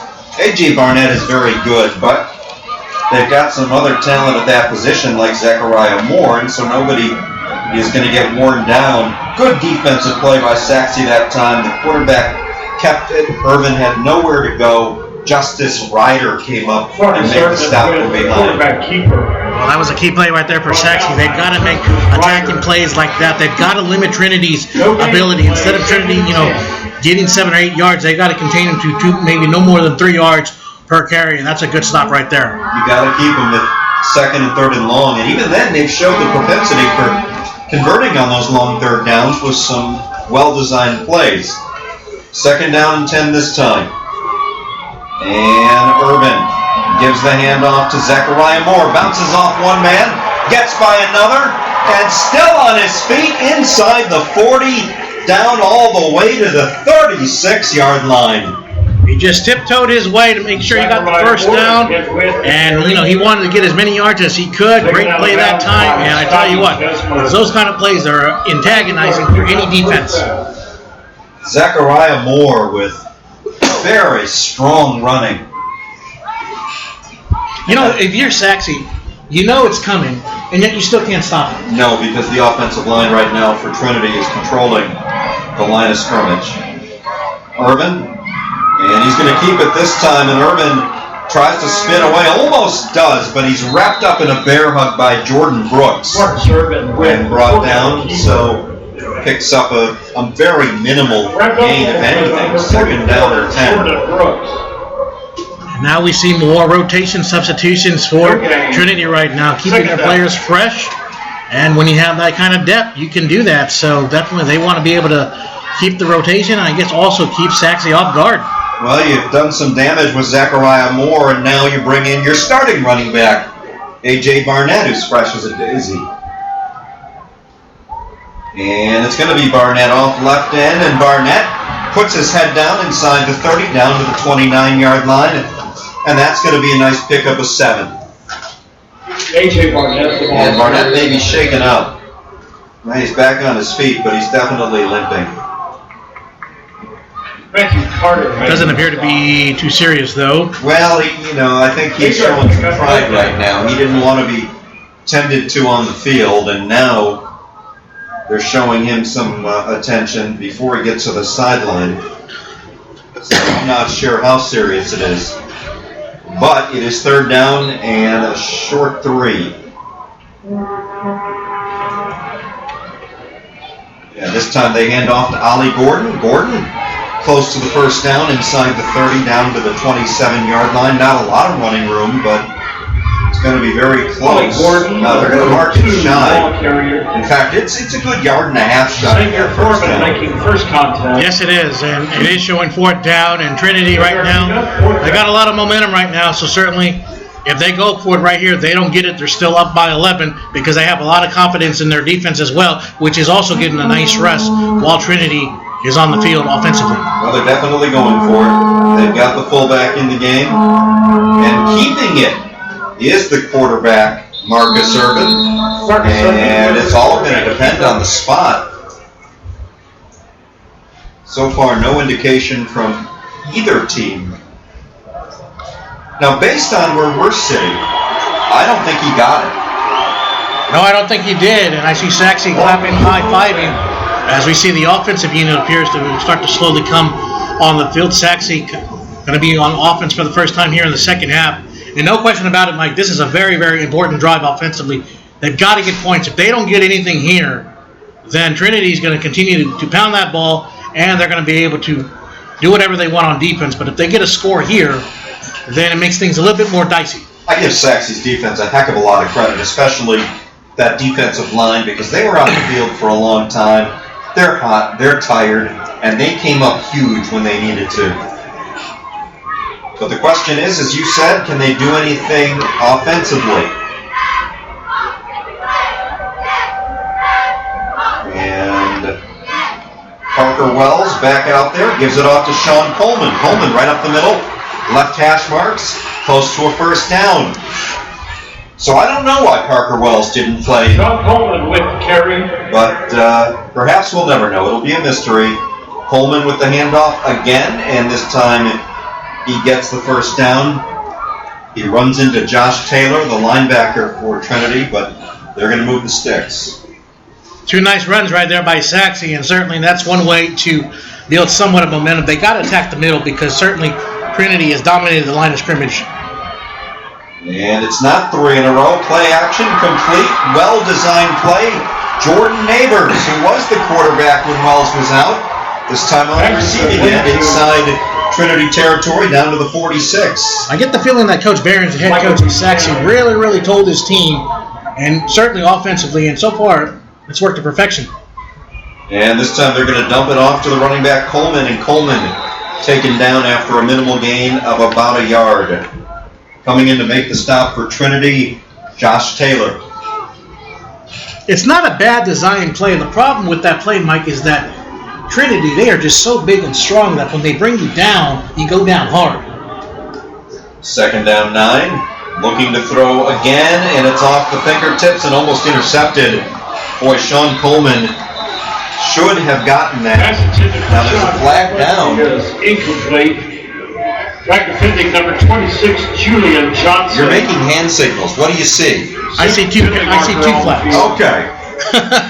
You are allowed to talk. Yeah, I don't know. But on the quarterback, number 21, 15-yard automatic first down. Late hit on the quarterback, Parker Wells. That's the last thing you want to do, Mike, is help your opponent get back in this game. And what better way to do than penalties? Boy, that is the third 15-yard personal foul on Trinity. That's something they need to clean up, win or lose today. And it's going to be Sean Coleman, and Coleman's got a little bit of a crease. He's going to reach the 25, inside the 25 to the 24-yard line. That's a nice 5-yard pickup on first down, and Sachse, with a little help from their not-so-friendly foe, Sachse's in business. Sachse playing the kind of game that Trinity would play, running the ball. And once again, it's going to be Sean Coleman, and he's tripped up right down at the line of scrimmage by guess who? Josh Taylor. Sean Coleman, the ball carrier. We certainly have mentioned his name quite a bit in this broadcast, and rightfully so. Josh Taylor. Yeah, he's been all over the field, especially on this possession. Third down 4. And looking to throw. It is complete to the far side of the field, and that's the first time we've called the name Jashawn Henderson. Henderson is a junior wide receiver. Nice route, nice catch, first down. Sachse could be in business here if they're able to get a score. And once again, Wells looking to throw into the end zone. Touchdown! It is complete. And it looked like Henderson once again. And Sachse right back into this game. There's your slant pass. Beautiful pass that time. He was open in the end zone. He made sure he came up with the ball before he did anything else. And that's exactly what he did. And we're 1 point away from having a 4-point game. All of a sudden, Jashawn Henderson made a name for himself in this one. The extra point attempt is up, and it is good. Just like that, 6:34 remaining here to the quarter. 14-10 Trinity, and I think Sachse's defense really got the ball rolling for their offense. That stand that they made on 4th down and 1, I think lit the fire under their offense, and their offensive line did an outstanding job. And the odds really were against them because the odds favor Trinity getting that 4th and 1 just because of the way they run the ball and the way they have a dominant line of scrimmage. But Sachse making that stand, now we have a completely different ballgame. Indeed we do. It's a 4-point game, 6:34 to go, 3rd quarter. And things just got a heck of a lot more interesting. Zachariah Moore is back deep along with Ollie Gordon for Trinity. And remember that he's starting running back. A.J. Barnett went out with an injury during that last possession. We'll see if he's better, if he's recovered enough to get back on the field. They do have depth. Certainly more in Gordon Anderson Perez can set fill in kickoff for the the running back Mustangs. spot if Barnett's not able to go. We'll Back find in out Trojans, in a moment. But Gordon first, and we're Zachariah going to see Moore. Henderson Perez this one again. I tell you what, with that touchdown by Sachse, it's gotten their crowd back into this game. Why not? And Addison Perez, I think I said Henderson. Addison Perez kicks this one between the two deep men and in and out of the end zone. Anderson It's going to Perez be a is touchdown. travels into the end zone. Kid with a nice kick. Want to give him the right first name. So Addison Perez starting from the gives 25-yard line. field position at the 25-yard line. And I do not see Barnett on the field. But I see Zachariah Moore, so it looks like he's going to be the running back, at least at the beginning of this possession. Want to remind our viewers, stay tuned for us as we'll have Game 2 of the Prep Showcase here tonight between Plano East versus Lake Highlands right after this game. All right, here's Irvin under center. Irvin hands to Zachariah Moore, and Moore stacked up at the line of scrimmage. Maybe half a yard. And getting up from, well, not getting up from the bottom of the Zachariah Moore with the carry. Let's see who came in and made the stop. I think that might be Lazarus Rosario, who did a nice job of stopping the play, but is still down. You know, when you got 4 or 5 big bodies on top of you, a lot of things can happen, and he may have gotten rolled on. That's a lot of mass. That is, between that offensive line and that defensive line, there's some major poundage. He is getting up, and Rosario walking Injured off the Mustang field. on the field is number 96, Under his own Lazarus Rosario. He'll have to go out at least for one play, depending on the injury, and it doesn't look like it's serious. But I tell you what is serious is that this Sachse defense has really risen. And certainly right now they're starting to get the attention of the Trojan line because the Trojan, by not getting that first down, all of a sudden now Sachse starting to clamp down. 2nd down and 10. And will Trinity stick with their ground game? Gordon is in the backfield. Instead, it's Irvin right up the middle. Irvin's got a lot of running room. This could go all the way. Irvin to the 30, 25, fights off a man, and finally, head over heels down inside the 15 at the 14-yard line. Take the handoff to Gordon. That threw the linebackers the wrong way, and it was clear sailing for Irvin. Irvin I tell you what, the quarterback doesn't like what he sees. First Just take charge and do it himself. That was a great play. And now Trinity has got the momentum back momentarily. Just a terrific read by Irvin. So many times we see young quarterbacks make the wrong read. Last night we saw a supposed veteran quarterback make lots of wrong reads. Again, I'm not bitter. Zechariah Moore takes the football. Moore struggles inside the 15, down close to the 10-yard line. Williams with a stop. Brought down by Clemson. Right now, this would appear that Sachse have risen down. They've got to regroup.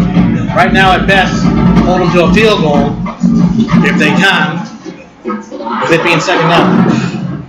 I don't think we're going to see Barnett the rest of the game. I just saw him down on the sideline. He's paying attention to helmet off. Remember, he got hurt their last possession. All right, second down and 7. Urban. He pitches it. This is Gordon.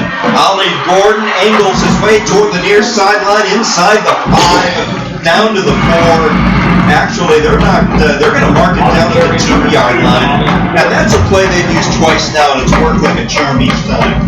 That it certainly has. I'm surprised that they haven't used that play a little bit more often, but it certainly works on this particular play. And right now, Trinity is in cruise control. They pretty much got the clock working in their favor. They can pretty much do what they want at this point, being at the 2-yard line. You know they're not going to throw unless they commit penalties, which, that's what it's doing. All right, Urban at the 2-yard line. Urban gives it to Ollie Gordon. He tries to hurdle his way into the end zone, and he does. Touchdown, Gordon. Touchdown, Trinity. And just like that, they answer Sachse's touchdown. They got their mojo back. This time it appeared that Sachse had gotten back in this game to within 4, but Trinity, they adjusted and they made what they did, and certainly now it results in a touchdown. They're up by 10 pending the extra point. Asim Lusu on for the extra point. And the kick is up and it's good. So 4:29 remaining in the third quarter. 21-10, Trinity has the lead. It's interesting that Maldonado does the kickoffs, but Lusu does extra points, and I would assume probably does field goal kicking too. I don't know. I'm speculating. Well, sometimes when you have that, the benefit, so when you have multiple kickers, you can mix and match because maybe one kicker has a stronger leg or can make a longer field goal, and then there's maybe somebody else who get off better kickoffs. So only they know, only the head coaches know. Specifically finish it off, and I mentioned it before. Trinity without the services of R.J. Barnett, but when you can put guys like Zechariah Moore and Ollie Gordon back there, there's no drop-off. No, there isn't, and that's the one concern that Sachse has to deal with, that kind of depth. And speaking of Sachse, they have to score now once again. I mean, they're going to have to keep pace with Trinity if they're going to want to be able to sneak a victory out of here. They're down by 11 now. And this kick is going to be fielded by Carter, and they fake the reverse once again. And Matthew Carter has lots of running room. Matthew Carter could take it all the way. 40, 35, 30, inside the 20. And Sachse just got back into the game again. Matthew Carter. And there's no penalties on the field right now. Well, actually, there is one way, but it's around the 11-yard line. But telling you what there, that next year, Juan Pierre. Remember that name? Juan Pierre. Was definitely in that play as well. So Jean-Pierre. Yeah. Because what you're doing is what you just did is you combined Spanish and French. Yes. But there's no combination there. It's just all French. There's no line either. Number 8, knocking, 15 yards. All right, so the penalty is taunting on Matthew Carter, but you know what? Carter has reason to feel pretty proud of himself and pretty happy as he took that one all the way. Second time that they've faked that reverse. And the first one worked pretty well. That one, obviously, that's as perfectly done as it can be. And that's the way to answer a counterattack with Trinity just scoring right here. Well, the taunting, we're gonna tell you what happened. And just Sean Carter with the carry. The taunting happened before he got into the end zone, so there's no touchdown. Oh my goodness, that's got to be absolutely beyond this demoralizing for any head coach. Second down and 8, and this one is incomplete. It was intended for Jordan Neighbor. Man, I can't believe that. I thought that he taunted once he got into the end zone, personal foul, okay. On the kickoff, on the kickoff. but he taunted before he got into the end zone, no touchdown. And now a big third down. And it's picked off right into the hands of one of the Trinity players.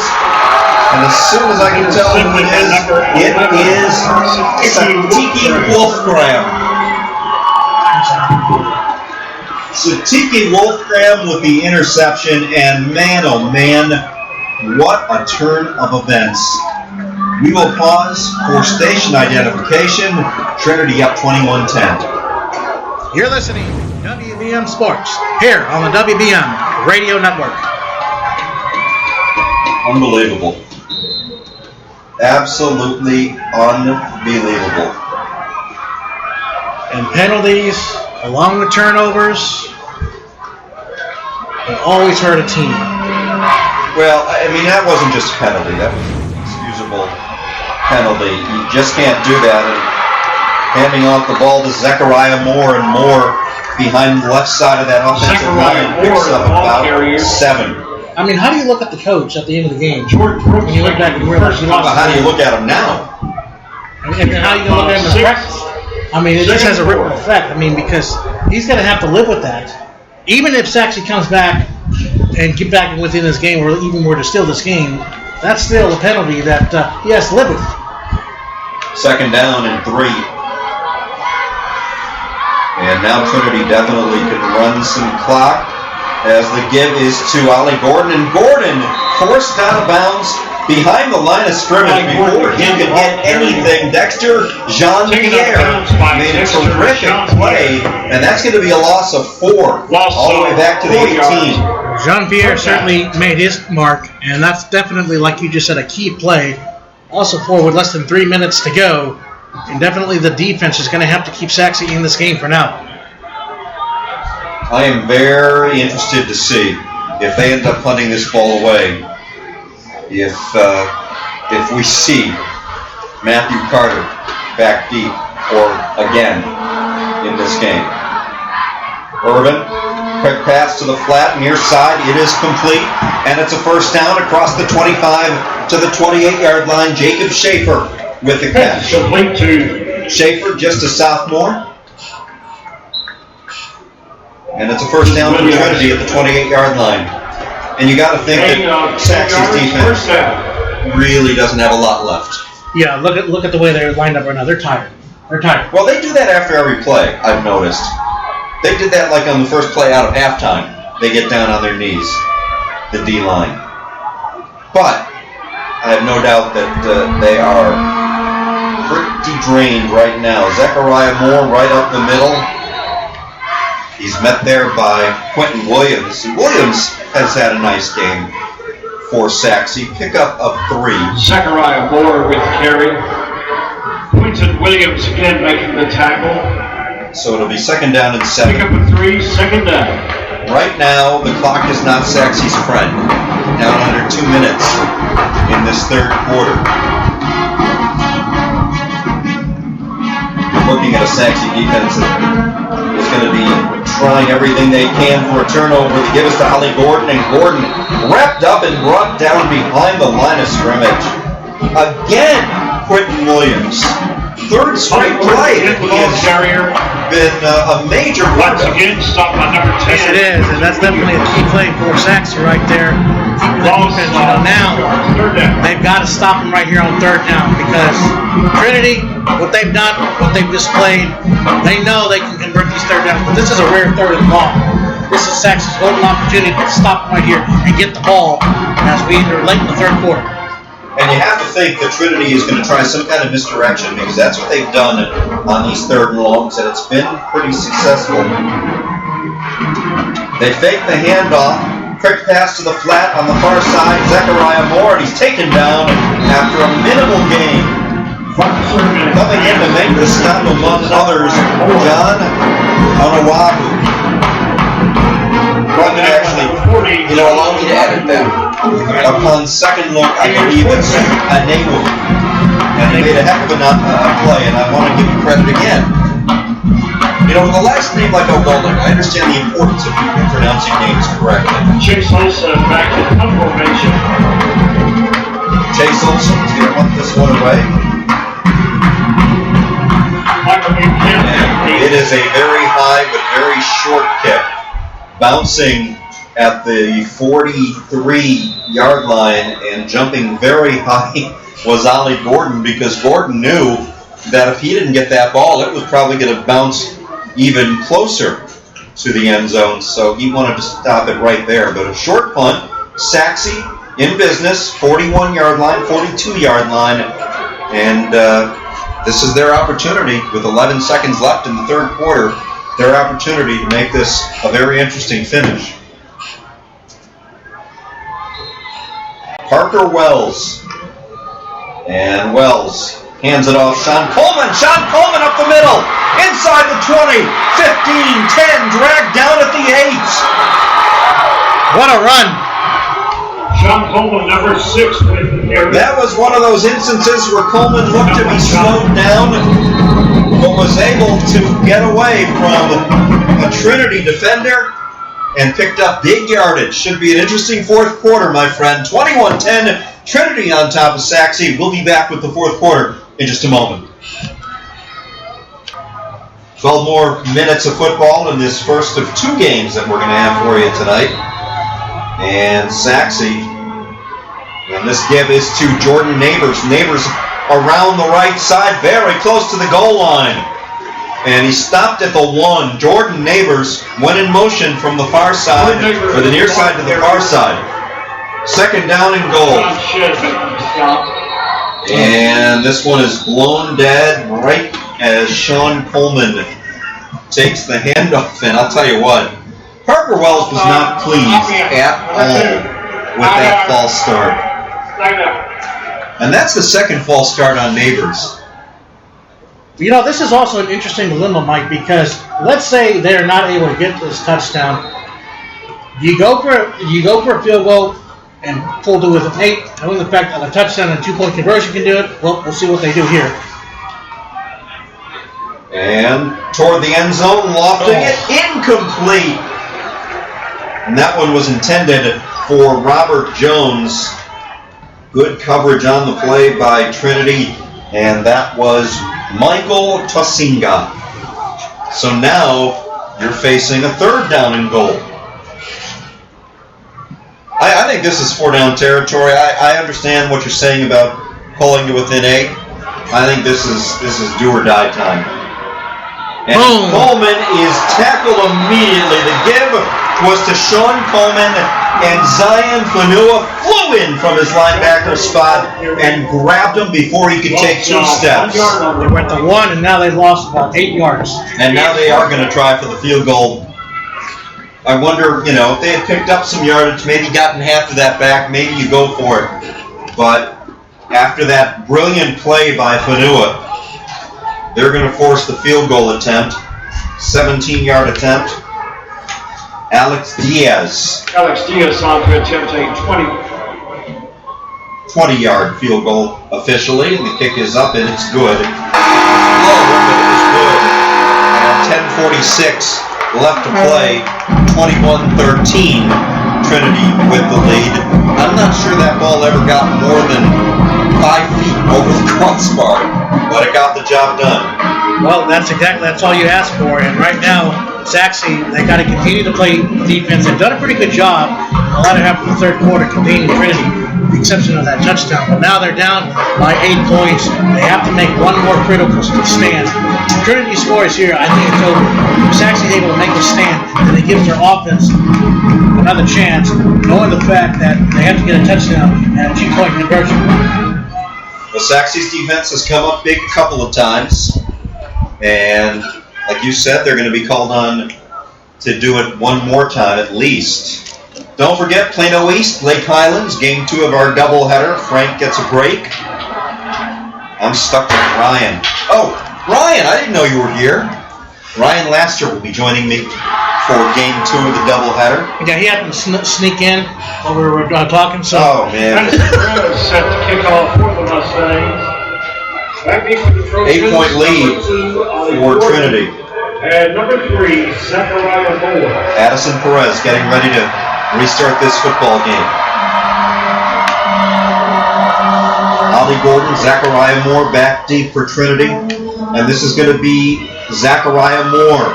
Moore takes it from the near side to the far side, tripped up and brought down shy of the 15-yard line. And that was a terrific job by Jordan Brooks to come in and trip up Zachariah Moore before he could get any momentum going.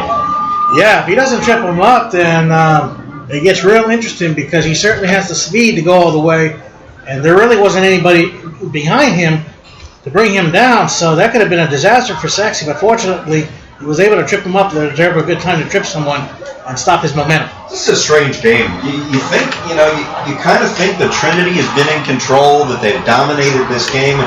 Then you look at the scoreboard, it's 21-13. It's a one-possession game with the vast majority of the fourth quarter remaining. And then vice versa, you think Sachse is within striking distance, and then something bad happens. Well, we'll find out what Marcus Irvin and company have up their sleeves. Irvin fakes the handoff, rolls out to his left. He's going to keep it across the 20, angled out of bounds at the 24-yard line by Travian Marcus Irvin Davis. with the quarterback keeper. I'm a little surprised he didn't throw at the last minute because he had Joseph Luna open. He would have thrown it. Luna could have gotten some bigger gain on that one. Instead, Luna was designed to be a blocker. But real fortunate break for Sachse. Well, Luna is a fullback, and that's his job. But as it is, Irvin picks up the first down with some strong running. He's done that a couple of times tonight. And when he's not doing it, usually it's his running back who's doing it. And they give the ball to Luna, and Luna is able to drag a couple of people for a 5-yard gain. And that was about as slow a 5-yard gain as you're going to see, but still, it does give Sachse's defense a little something else to think about. Certainly for the Trojans, they can do everything in their power to milk the time, kill as much clock time as possible, and try to wear down the Sachse defense. Because the last thing you want is for Sachse to get another opportunity offensively because they've had some momentum here in the second half. Both teams with 3 timeouts. And they're going to keep it on the ground, not surprisingly. I believe that is Zachariah Moore who takes the handoff. It is. And Moore is across the 30 to the 32. And now we got a big 32 on the hands. Well, Sachse was able to stop them on 4th and 1 in the third quarter. Now it's 3rd and 2. Although it's a manageable third down for the Trojans, Sachse feels that they can make another stand here because they've done it before, but they're going to have to do it once more because that's easier said than done trying to do it multiple times. Absolutely. All right. 3rd down 2. Irvin under center. And the give is to Zachariah Moore, and Moore behind his right tackle gets the first down across the 35 out to the 36-yard line. Got a nice little head of steam going, and there was really nothing Sachse could do. I'm going to say this, I know they just gave up that first down. I am very impressed with Sachse's defense, Frank, because they've been on the field for the majority of this game. And they are still playing extremely hard and doing a pretty good job. If Sachse loses this game, it's certainly not because of lack of effort on their defense's part. And it's more impressive because they don't have the same kind of depth that Trinity has, so that makes it even more, of an effort that what they've done because they're going to be spat at the end of the game. And it's Zachariah Moore off left end, and Moore is met again by Quentin Williams. My goodness. I like what Sachse's doing. They got a cohesive unit. When they see one guy go, they're all going to go after him. That's exactly what they've done. Brought down by injured Mustang on the field. That is John. Who is also injured playing. And he's getting up. Gain of 2 yards. So nothing major, but I just talked about Sachse's defense, and the guy that clearly leads that defense is Quentin Williams, who is the senior linebacker.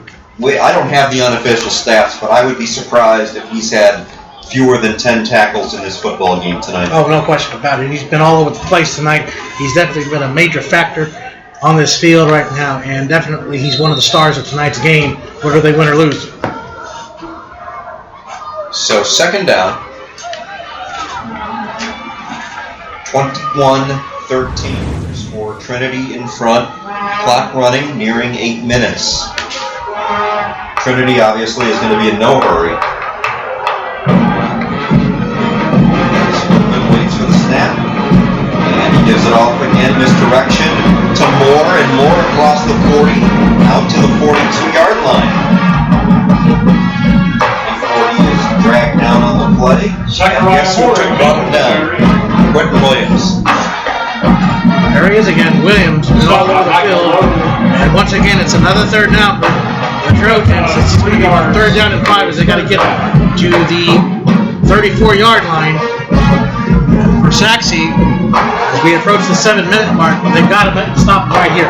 3rd down and 5. And movement on the right side of the Trinity line.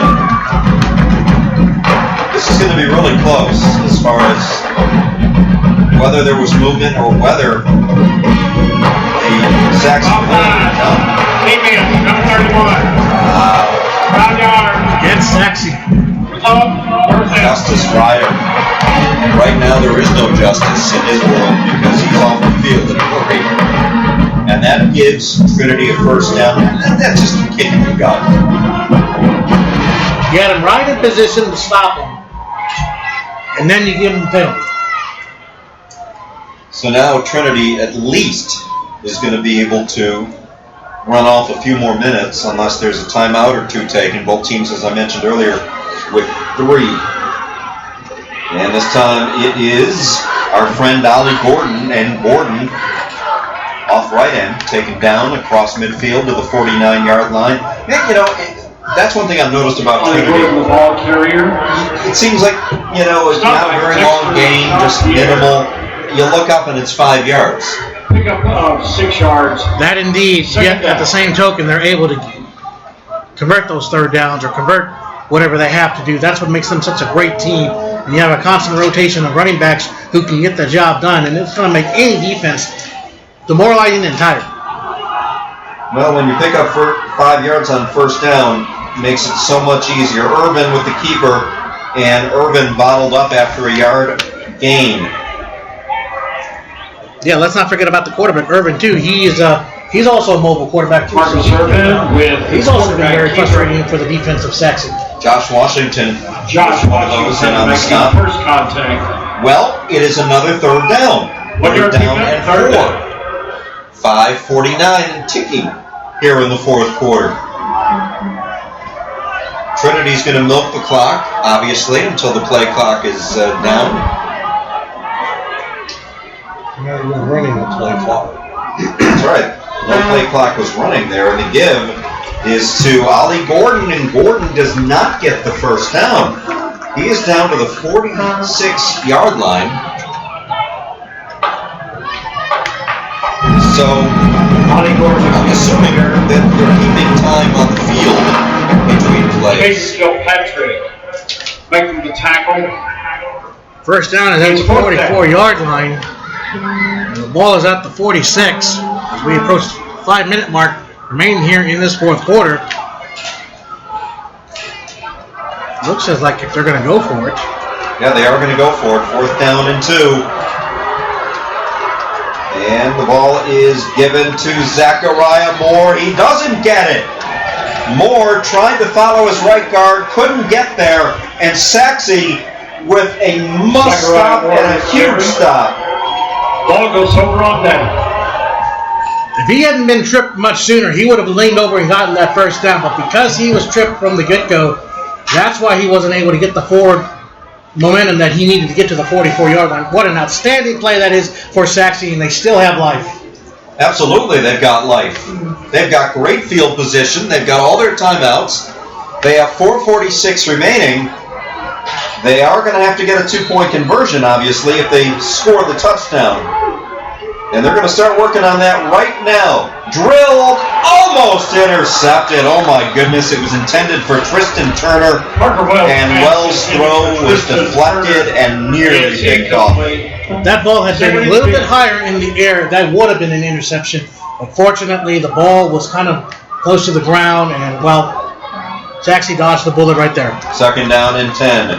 Wells fakes the handoff, the pass batted down, and then caught by Jordan Neighbors, and Neighbors turns it into about a 2-yard gain. It was deflected at the line of scrimmage, and there was Neighbors to catch it. Well, it looked like disaster from the beginning because it looked like it was either going to be intercepted or after he caught the pass, he looked like, oh no, that's going to be a big loss. Somehow he's able to get something out of nothing, but still, it's 3rd down and 9. So Sachse obviously in 4-down territory. Wells drops back, steps up in the pocket under pressure. He had no chance. Sacked way back at the 36-yard line. Lots of guys were there. Tonga Lolamia, though, one of those, and even if he doesn't do anything, he get there. But even if he doesn't, I love that name. And they're going to have, with 3 timeouts, their full complement of timeouts, they're going to punt this ball away. But credit at the Trojan defense. They played outstanding in that series. 2 batted balls, and then second and on 3rd down. They were not going to make it easier, and that's exactly what they did. Xavier Foreman standing at his own 24-yard line. And he boots this one away. There was nobody deep, by the way, for Trinity. Second time they've done that. And second time that Foreman has taken advantage of it. As the ball is down to 13. There is a flag down right where Foreman was standing. Let's see what this call is all about. After the kick, we have personal foul, face mask, number 96, Varsity. 15 yards from the end of the kick, 1st down. Kessie Vaitu with the face mask. That is the 4th personal foul, 3rd face mask on Trinity tonight. So if they come out of here with a win, they still have some things to work on. It's 15-yard penalty if they have to distance to the goal line, so no question about it. You normally don't win with penalties like that, but they might be able to pull it off. Well, they might, but they're not making it any easier on themselves with penalties like that. And I'm pretty sure head coach Chris Jensen is going to be telling them you cannot do this in the film sessions earlier next week. All right, 1st down for Trinity. Urban. And the handoff is to Zachariah Moore, and Moore bounced off one man, picks up a couple out to the 14-yard line. On the carry, number 3. Now you know that Sachse, they're going to be trying to put helmets on the football. They're going to try to jar this thing loose. And they almost did that time. And it looks like, once again, we've got an injured player from Sachse on the field. And that is John Onawo. Yeah, speaking of him, he came very close. I know, I just very, very close. Just said, oh my almost goodness. took it away. Woo! Now that I bring it to my attention, so I tell you what, that's how close it's been by a slimmest of hairs. And I think that's why he was so spat, because he realized, I came so close. Onawu is being helped off the field, mostly on his own power, but still. It's 3:23 remaining. Second down for Trinity. They've got 8 yards for the 1st down. And if they pick up a 1st down here, my guess is Sachse is going to start using those timeouts. And they're going to throw the ball to Ollie Gordon, and Gordon to the 30, 35, 40, cuts back in, 45, down at the 44-yard line. Talk about taking the defense by surprise. It was just a little dump off to the near side of Gordon. The pass may have flown about 3 yards, and Gordon almost took it all the way. Well, again, you're throwing the ball about 3 yards, so it's probably not going to be picked. I tell you what, these great teams, they always find a way to pull the rabbit's hair, don't they? Well, it was just a very smart play, probably one that they've been sitting on for a while, and that was the perfect time. And boy, does that take the wind out of Sachse's sails. They're going to have to start using their timeouts. They haven't called a timeout yet, surprisingly. Down to 2.5 minutes. Marcus Irvin hands it off, and being stopped behind the line of scrimmage was Zechariah Moore. And coming in to make the stop, among others, was Lazarus Rosario. And with 2:15 in the fourth quarter, Sachse does indeed take their first timeout. 2 remaining as a result. I tell you what, back to that previous play, Trinity. Oh my goodness. What do you say? Well, you just say it was the right play at the right time. You know, it was just, it was well designed, like I said, and certainly Ollie Gordon has been a little bit more effective, you know, in those type of formations. When he's taking a couple of pitches, he's not a guy you start count on to go straight up the middle. Remember that good sportsmanship. And so when you give Gordon a little bit of space like you did, you know, lining up in the slot, getting that pass, go. The Dallas Police Department and the Texas. Well, for Sachse, if the score ends up being the way it is, Sachse coming off a big win over Capel, losing a heartbreaker here to the Trojans, while the Trojans winning a game against Sachse, as well as winning a game against Waco Midway. Both of these two teams are going to be in the playoff races later this season because they're playing top-notch competition early in the year. Sachse's going to win a lot of games. Their defense is very good. And, yeah, they just gave up that big play, but, again, they've been on the field for the vast majority of this second half.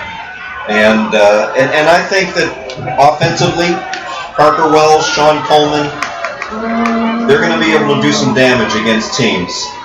And they give it to their big fullback, and that is Joseph Luna. And Luna picks up 2 yards. Interesting, there was initially a hole on the right side, but it took Luna a little while to get there. And by the time he did, it was closed, and now another timeout is called by Sachse. Jordan Brooks in the contact. Now Jordan Sachse. Brooks with the stop. The only thing about Sachse, however, is that as good as they've been, because they've been very competitive in their district, District 10, 6A, they just have not been able to win that big one against a premier opponent. That's the only thing that's preventing them from being a serious state contender. Whereas Trinity, they've been there. You know, this is the 10-year anniversary of winning the state championship back in 2009 for Trinity. So certainly they've got a lot of history on their side. But nevertheless, a fine ball game, and both of these two teams will be factors in the playoffs later this season. You think about some of the talent that's come from this Trinity program. Some very impressive names, gone on to do great things in college. They've had guys go into the NFL, correct? Mm-hmm. Sure, they've had a few. I can't say I'm an expert on But certainly in college, that, for sure. but they've had some guys certainly go into D1 college and do some very big things. Well, it is third down, and it's as simple as this. If they pick up the first down, the game's over because Sachse only has the one timeout left.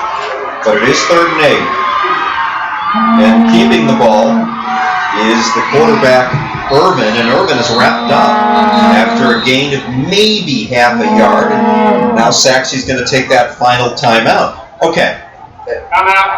Most teams would punt the ball here and try to push Sachse back as far as you possibly can. Obviously, punters at the high school level maybe not as good at doing things like that. Sometimes when they do it, it's by accident. Yeah. But I can't imagine that Trinity would try to pick up this first down on 4th down and 7. I wouldn't think so. Then again, you know, this has been a unique game. But when it's all said and done, now keep in mind, too, also factor in their decision, too, that Sachse, not only do they have to get a touchdown, but they also have to get a 2-point conversion, too. Right. Because they have to get a 2-point conversion, you know, it's not where you give them a touchdown, an extra point. Looks like we had some fans come into our booth, I think. Yeah, we had a visitor. And the lights are now on here at the Cotton Bowl. Hey, how about that? Let there be light. Yeah. There were lots of lights at Soldier Field last night. Yes, there were. Oh my goodness. Not on the scoreboard. Yeah. Just not on the scoreboard, but here we go. They are going to go for it. Marcus Irvin under center. Now they call timeout. Trinity does. Timeout. Sachse is out of timeouts. All right, so tell me what the purpose was of running up We the would like line to of thank our scrimmage like that and calling 2019 it. CBS Prep Showcase. I guess the only option was hoping that maybe to see what kind of play or defensive scheme Sachse was going to do to maybe find some way to get them offside or do something encouragement, but it didn't work. They didn't like what they see. Trinity, they have their timeouts, so like I said, they're in the driver's seat because they know that Sachse's got to get a touchdown and a 2-point conversion.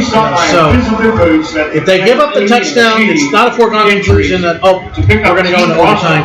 But at the same token, the difference between Trinity versus Sachse is Trinity's been there, they've done that. Sachse, they've got to get that big win against a premier opponent. Well, the next 2 minutes and 3 seconds will tell us if that's going to happen. And now it does appear Trinity is going to punt the ball away with Chase Olsen. And back deep, Robert Jones at his own 10-yard line. And Jones desperately wants to have a crack at returning this punt. Olsen's job is to make sure he doesn't have a chance to. High Oh, snap. my goodness. Olsen's got it, but he's in a world of hurt. Down he goes. And they got it. 42-yard line. The ball did come loose. It wouldn't have made a difference. They would have taken over anyway. The 42-yard line. Wow. Oh, my. Olsen tried to corral the high snap, just couldn't do it. And Sachse was all over it. And this, my friends, is going to be interesting. They have got it, 1st and 10 at the Trinity 43-yard line. 1:56 left. Receiver right here. Similar to And no timeouts. A low snap. Finally corralled by Wells. Wells unloads toward the far sideline. Complete. Oh, my goodness. Oh my. Robert Jones was there to make the catch. And what a job Wells did to keep that play alive. Wells takes the snap, drops back. Wells again looking to the far sideline, and again he completes it. This time on the receiving end, it's Jaden Hunter. His first catch of the game. Well, the thing is happening. One said it ain't over till it's over. There you go. The cliche Hall of Fame strikes again. 1st down and 10. Now, put in middle of the field incomplete. That one was intended Jay for Fair. Jay Fair. It was a slam. You know what? That pass was almost intercepted as well. Yeah, it was. It was overthrown just a little bit. 2nd down. And really, it's 2nd and goal, even though officially it's not. Stepping up in the pocket, carrying out, tipped, incomplete. It was intended for Fair, and that's one he should have had. That's intended for Jay Fair. Might have been a little bit high, but Fair should have caught that. I mean, even if it would have only been, let's say, a 5 or 6 yard completion, it certainly would have helped in their drive. Instead, you get nothing out of it. Now, a lot of pressure now. Well, 3rd down, 10 yards to go. Wells looking left, fires over the middle of the field, touchdown! The Slamton Tornadoes! And they are a 2-point conversion away from tying this game. What a throw! there was not a safety back there to kind of break it up, so a good play and a good pass, but this is the all-important 2-point conversion because none of that's going to matter if they don't convert right here. What do you do? What do you do? You run the ball? And a timeout is called by Trinity. I mean, all of a sudden, Sachse went to their passing game and it worked like a charm, but it's a lot different when you're trying to throw the ball from the 20 or the 25 than from the 3. Well, if you're Coach Behrens right now, you've got to be awfully proud of your team. In spite of everything you've encountered, penalties and everything, you have not given up, and you're showing a lot of fight against the premier powerhouse in Trinity. With that said, this is the all-important 2-point conversion. You've got to get this 2-point conversion. You know, you want to send a message. You want to be able to tell everyone that, hey, we're the big boys of this year. And suddenly they remember last year. They had a chance to win the game late last year. They lost to Trinity late in the game. They don't want to repeat this year. You know, if they don't get this 2-point conversion and they lose this game, obviously it is going to be just a miserable ride back to Sachse. They're going to be heartbroken, but like you just said, they have played very well, and I got to give props to Parker Wells. What a job he did in that possession, finding the open receivers. And the receivers did a terrific job of getting open. And how big does that, remember that punt return? Yeah. Look back now. Absolutely. There is nobody in the state of Texas that wants them to get this 2-point conversion more than Matthew Carter. He's the gentleman that had the punt return that was wiped off the map because of his taunting. All right. Sean Coleman. And it's going to be Jordan Neighbors in the backfield. Out of the Wildcat. Neighbors is going to keep it, and Neighbors isn't going to get there. Neighbors stopped at the line of scrimmage by Zion Fanua. And I'm not one, I don't second guess, not crazy about the call. I think when you put Neighbors in on the Wildcat, I think that sends a bulletin to the Trinity side of the field that he's going to keep that ball. Well, it just looked like they were confused. They didn't know what they wanted to do, and, you know, that's the worst time to come up with not knowing what to do. And as a result, now they're going to, unless something unexpectedly happens, they're going to lose this game by 2. Onside kick. Neighbors has lined up in that formation a few times, and I think I'm counting about actually 5 or 6 times, and I would say at least 4 of those 6 times he's kept the ball. And so Trinity knew that they weren't going to try to throw the ball, that they were going to try to run it. All they had to do was determine immediately whether it was going to be Neighbors or whether it was going to be somebody else carrying the ball, and they did a great job of that defense of getting on it quickly, and like I said, Fanua was the guy. Now the onside kick.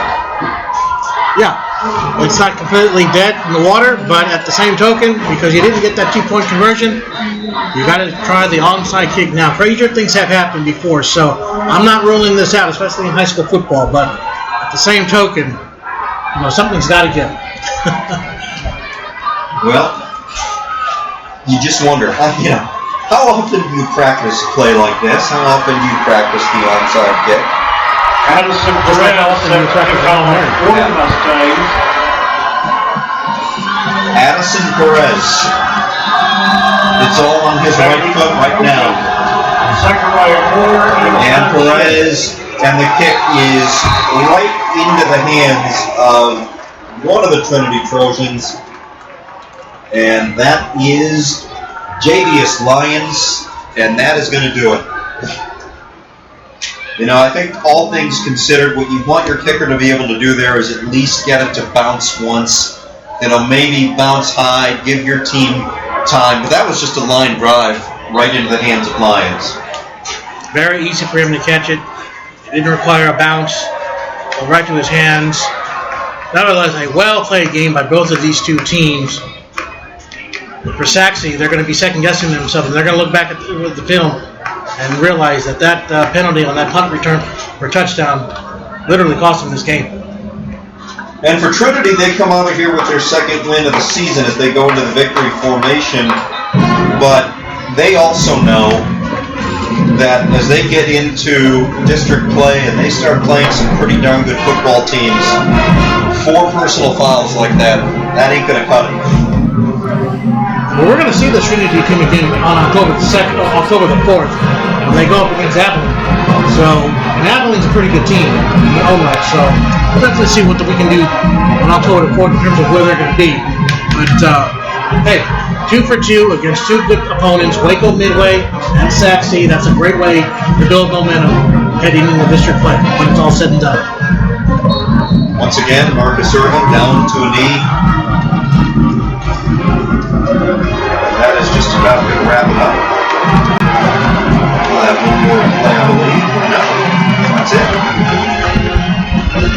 Coach Behrens comes out to congratulate, and absolutely both teams deserve a lot of praise.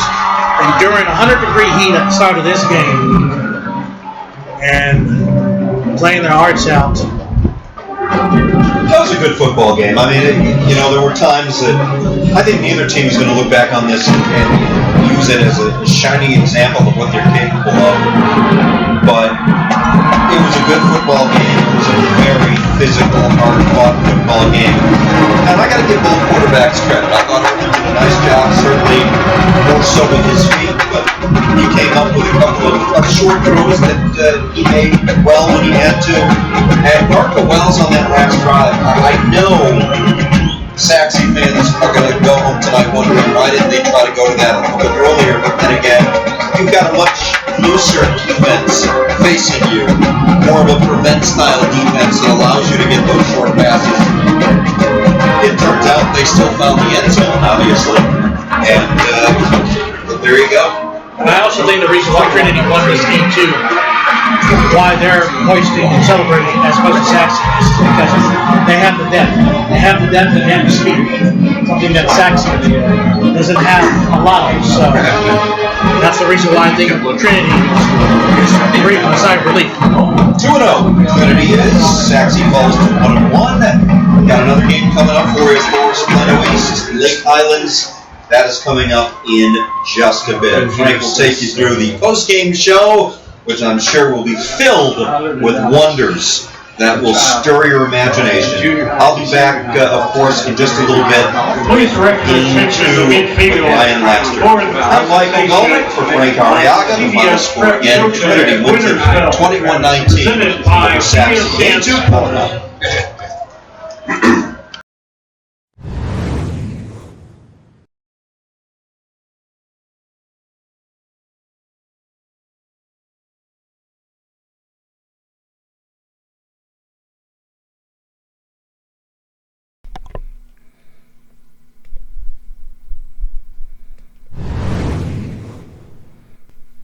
So there you have it, the final 21-19, the final, the Euless Trinity Trojans getting it done over the Sachse Mustangs.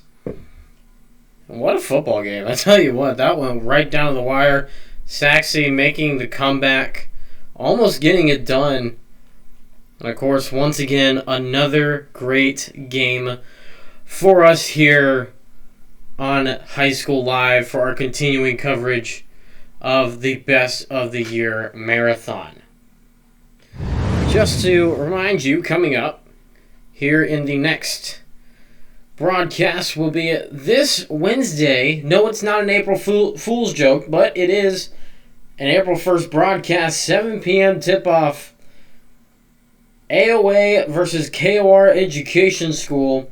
It is a TAPS high school basketball matchup back from November of 2019. That one is recorded right here by High School Live. A varsity girls basketball game. We will be debuting that broadcast for you right here on High School Live Wednesday night at 7 p.m. Want to thank once again, of course, Frank and Mike for their work here on the commentary. A great call by the both of them.